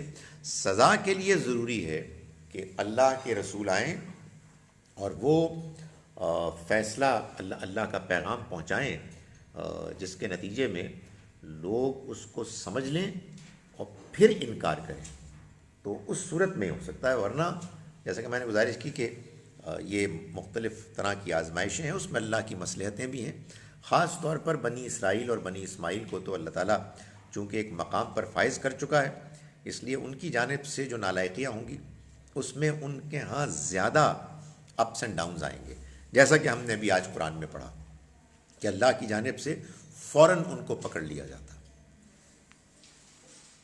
میں آپ سے یہ پوچھنا چاہ رہی ہوں کہ تمام کتابوں کے ایک ہی حکم تھے نا، شریعت ہے یا جو کچھ بھی ہے، تو ہم سارے ہی دنیا والے مطلب مسلمانوں سمیت ہی سب سے زیادہ تو یہودی ہے، سود کے سسٹم میں سب سے زیادہ وہ ہمیں بھی انوالو کرتے ہیں اور خود بھی رہتے ہیں، تو ہم مطلب ایک وہ بھی جانتے ہیں کہ یہ غلط بات ہے، ہم بھی جانتے ہیں کہ یہ غلط بات ہے، اس کے باوجود ہم اسی میں ہی آگے بڑھنے کے لیے دنیا کی ترقی صرف اسی طرح ہی ہو سکتی ہے۔ تو اور دوسرا سوال میرا یہ ہے کہ ہم انسان کمزور ہیں اور شیطان اتنا گھاٹ، اتنا پرانا، وہ ہمیں اپنی راہوں پہ لگاتا ہی لگاتا ہے، وسوسے ڈالتا ہی ڈالتا ہے۔ شاید ہم اپنے عمل کو کنٹرول کر رہے ہیں لیکن جو وسوسے آتے ہیں وہ ہمیں زیادہ سزا کے پاس لے جائیں گے۔ میں تو اس بات سے بہت بڑا ڈرتی رہتی ہوں کہ شیطان کے وسوسے جو ہیں نا وہ بہت زیادہ ہی بات کا ڈسٹرب کرتے ہیں۔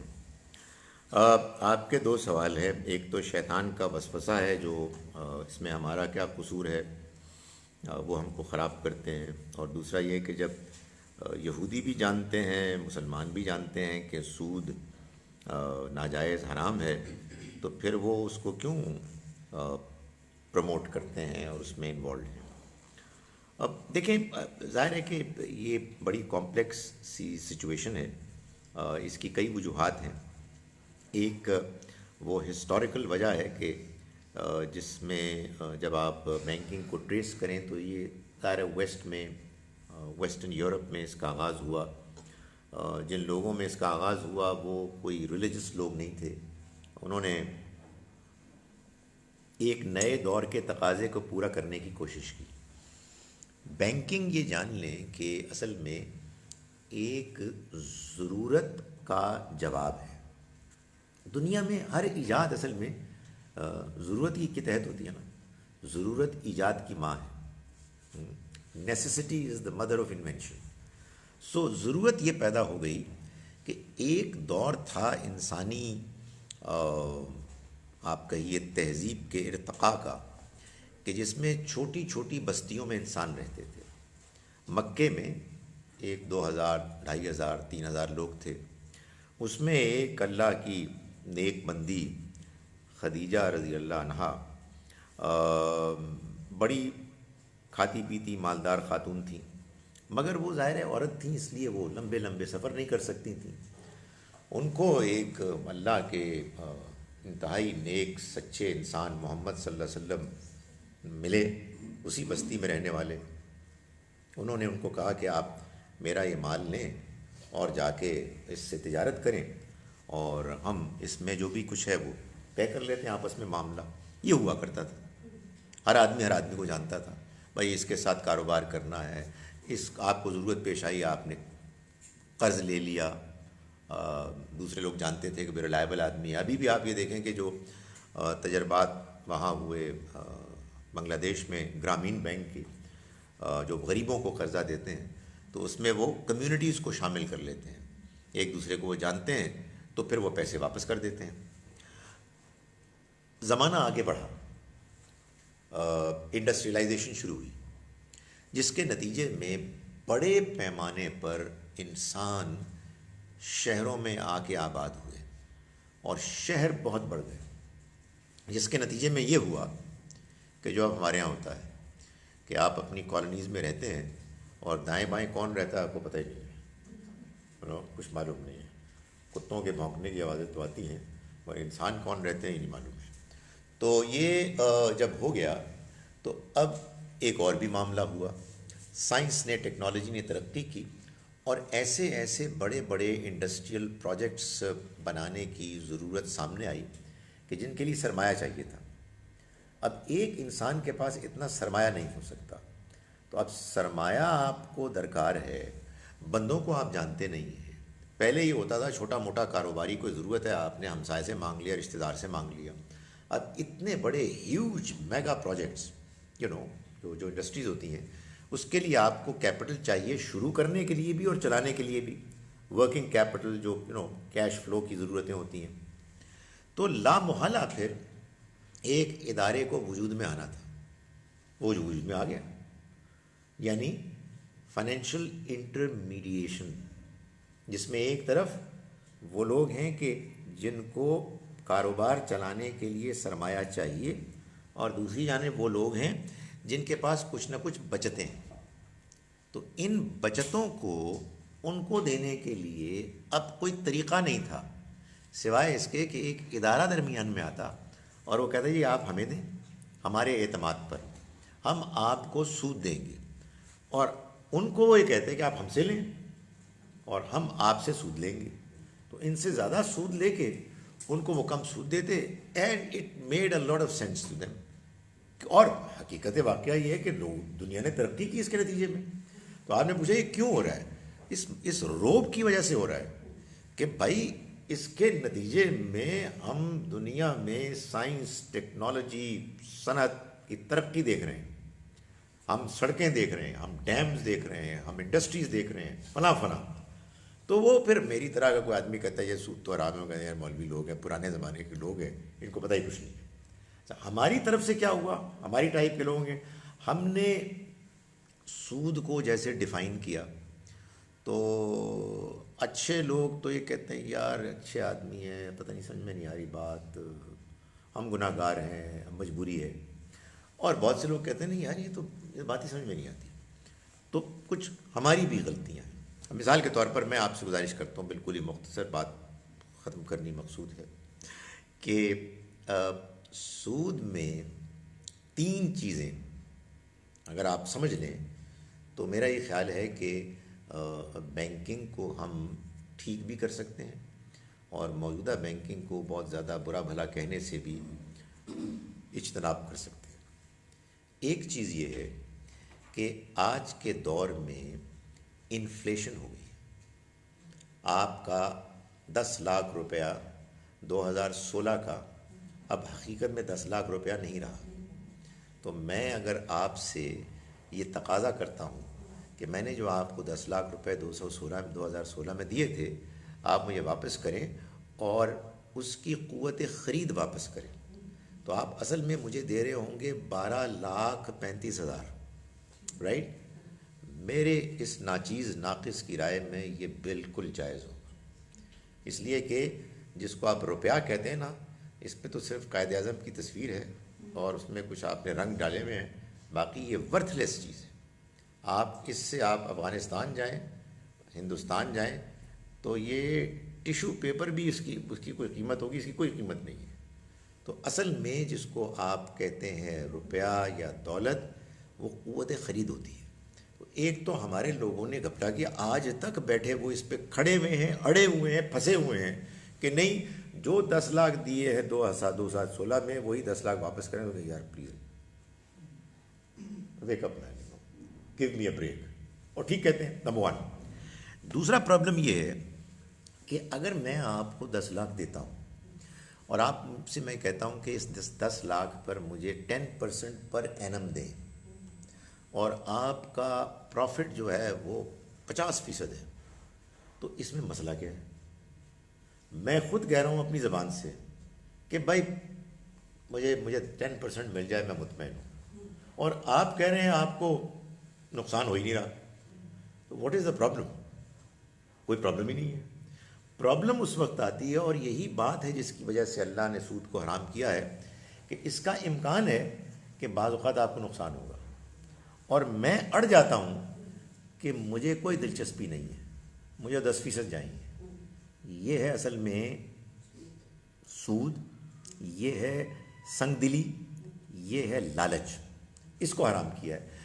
میرا اطمینان ہے کہ یہ بات ہم دنیا والوں کو سمجھا سکتے ہیں، یہ میرے رب کا فیصلہ دنیا کو بتایا جا سکتا ہے۔ ہمارے لوگ اس کو مانتے ہی نہیں، وہ کہتے ہیں جی کہ آپ نفع اور نقصان میں شریک ہوں گے تو اصل میں آپ سود سے بچیں گے۔ یہ کدھر لکھا ہوا ہے؟ کہیں لکھا ہوا سود سے بچنا ہے، یعنی نقصان کی صورت میں مقروض سے، مقروض شاید صحیح لفظ نہیں ہے، جو بھی انویسٹمنٹ کروا رہا ہے اس سے لازماً 10% مانگنا، یہ ہے جس کو اللہ نے حرام کیا۔ اور تیسری چیز یہ ہے کہ بھائی روپے پر سود ہوتا ہے، گاڑی پر سود نہیں ہوتا، مکان پر سود نہیں ہوتا، اس پہ کرایہ ہوتا ہے۔ تو یہ 3 چیزیں اگر آپ کسی طرح سے ہمارے دیندار لوگوں کو سمجھا دیں، اس کے بعد بینکرز کو انشاءاللہ میں سمجھا دوں گا۔ سر اگر گورنمنٹ بورو کرے جی اگر گورنمنٹ بورو کرے تو اس کو تو نقصان نہیں ہے۔ دیکھیں، گزارش یہ ہے کہ گورنمنٹ بورو کر رہی ہے تو میں بھی جانتا ہوں، دیکھیں نا اس طرح کے جو بیچ کے کیسز ہوں گے اس میں اختلاف بھی ہوگا، میں بھی جانتا ہوں، آپ بھی جانتے ہیں کہ گورنمنٹ تو کیا کرتی ہے، گورنمنٹ ہوتی کیا ہے، وہ بندوں کو ٹیکس اور لگا دیتی ہے۔ تو مجھے تو گورنمنٹ والا جو سود ہے وہ زیادہ خطرناک لگتا ہے کہ گورنمنٹ کو تو کوئی پرابلم ہی نہیں ہے، ادھر آپ کو دینے انہوں نے 10%، انہوں نے کہا کہ تمہارا ٹیکس جو ہے نا 15 سے 20% ہو گیا، بٹ اس پہ ڈبیٹ ہو سکتی ہے، اس پہ ڈبیٹ ایک اور بات میں جی جیسے آپ کی بات سے میرے ذہن میں آئی کہ جیسے فرض کریں آپ کسی کو دے رہے ہیں پیسے اور اس میں 10 تولے سونا آ رہا ہے، وہ اس رقم کی اتنی ویلیو ہے کہ وہ 10 تولے سونا اس وقت آ جائے، جی آپ اس کو کہیں کہ جب مجھے واپس کرو 10 تولے سونے کی جو قیمت ہو وہ ایبسلیوٹلی فائن، میں نے یہ کیا، ایک زمانے میں ابھی پیسوں کی ضرورت تھی، ایک ہماری رشتہ دار خاتون تھیں، انہوں نے ایک سونے کی ڈلی دی ہم کو، ہم نے اس کو بیچ دیا، اپنی ضرورت پوری کر لی۔ جب واپس کرنے کا موقع آیا وہی سونے کی ڈلیل ہم نے لی اور ان کو واپس کر دی، اور یقیناً زیادہ پیسے دیے۔ یہ کسی کو بتائیں گے بالکل ٹھیک ہے، نہیں پڑے۔ ہاں تو سوالی پیدا ہوتا ہے، اگر وہ ٹھیک ہے تو یار یہ بھی ٹھیک ہے، کیا ضد کیا ہے آپ کو؟ اصل میں مشکل ہے، ہمارے لوگ پھنسے ہوئے ہیں اور اس کی وجہ سے کوئی پیش رفت نہیں ہوتی۔ تو یہ میں آپ کے سوال کو ٹال کے مختصر بھی کر سکتا تھا، ابھی مجھے اس طرح کی ایک تقریر کرنی ہے تو میں نے کہا اس کی تیاری ہو جائے۔ جی پی فنڈ کے بارے میں بھی لوگ کہتے ہیں جی پی فنڈ بھی سود ہے، دیکھیں گزارش یہ ہے کہ جب جی پی فنڈ میں آپ جائیں گے، اور اول تو میں آپ کو یہ بتاؤں کہ اس میں بہت سے ادارے ایسے ہیں جو آپ کو آلٹرنیٹیو پرووائڈ کرتے ہیں، یعنی مجھے یاد ہے کہ لمس سے جب میں فارغ ہوا تو مجھے بہت پیسے ملے from the amount that I had originally put in, اور انہوں نے کہا جی کہ ہم نے تو یہ اسٹاک ایکسچینج میں ڈالے ہیں، اس کا کوئی تعلق انٹرسٹ سے نہیں ہے۔ تو یہ ڈپینڈ کرتا ہے کہ آپ کا جی پی فنڈ، آپ کی کنٹریبیوشن اور ادھر سے آپ کے امپلائرز کی کنٹریبیوشن، یہ دونوں اب کہاں انویسٹ ہو رہے ہیں؟ اگر وہ انویسٹ ہو رہے ہیں کسی انٹرسٹ بیس سیکیورٹی میں تو ظاہر پرابلم ہے، اور اگر کہیں اور ہو رہے ہیں تو کوئی پرابلم ہی نہیں ہے۔ اس میں بھی میں یہ کہتا ہوں، اور کوئی اختلاف کر سکتا ہے، کہ یہ جو آپ کا انٹرسٹ بیسڈ وہ ہے کہیں ریٹرنز، اس میں اگر آپ یہ دیکھ لیں کہ تب سے لے کے اب تک ایک محتاط اندازہ آپ دیکھ لیں کہ کتنا انفلیشن ہوا، اور آپ جو لے رہے ہیں وہ بس انفلیشن کی حد تک جو روپے کی قیمت میں کمی آئی ہے اس کو کمپنسیٹ کر رہے ہیں، تو انشاءاللہ یہ سود نہیں ہے۔ لیکن ظاہر ہے کہ ہر آدمی اپنے لحاظ سے ہی بات کو سمجھتا ہے، اس کی کیلکولیشن کر لیں اور آپ یہ دیکھیں گے کہ سود کم پڑ جائے گا، انفلیشن زیادہ ہوگا، بے لوگوں یہ ہوگا۔ سو لوگ اصل میں بس آیت پڑھتے ہیں سود کی اور لوگوں کو ڈرانا شروع کر دیتے ہیں، تو پہلے بات تو سمجھ میں آئے نا کہ بات کیا ہے۔ ٹھیک ہے جی، اقول قولی ھذا واستغفر اللہ۔ آپ کی تقریر کب ہو رہی ہے؟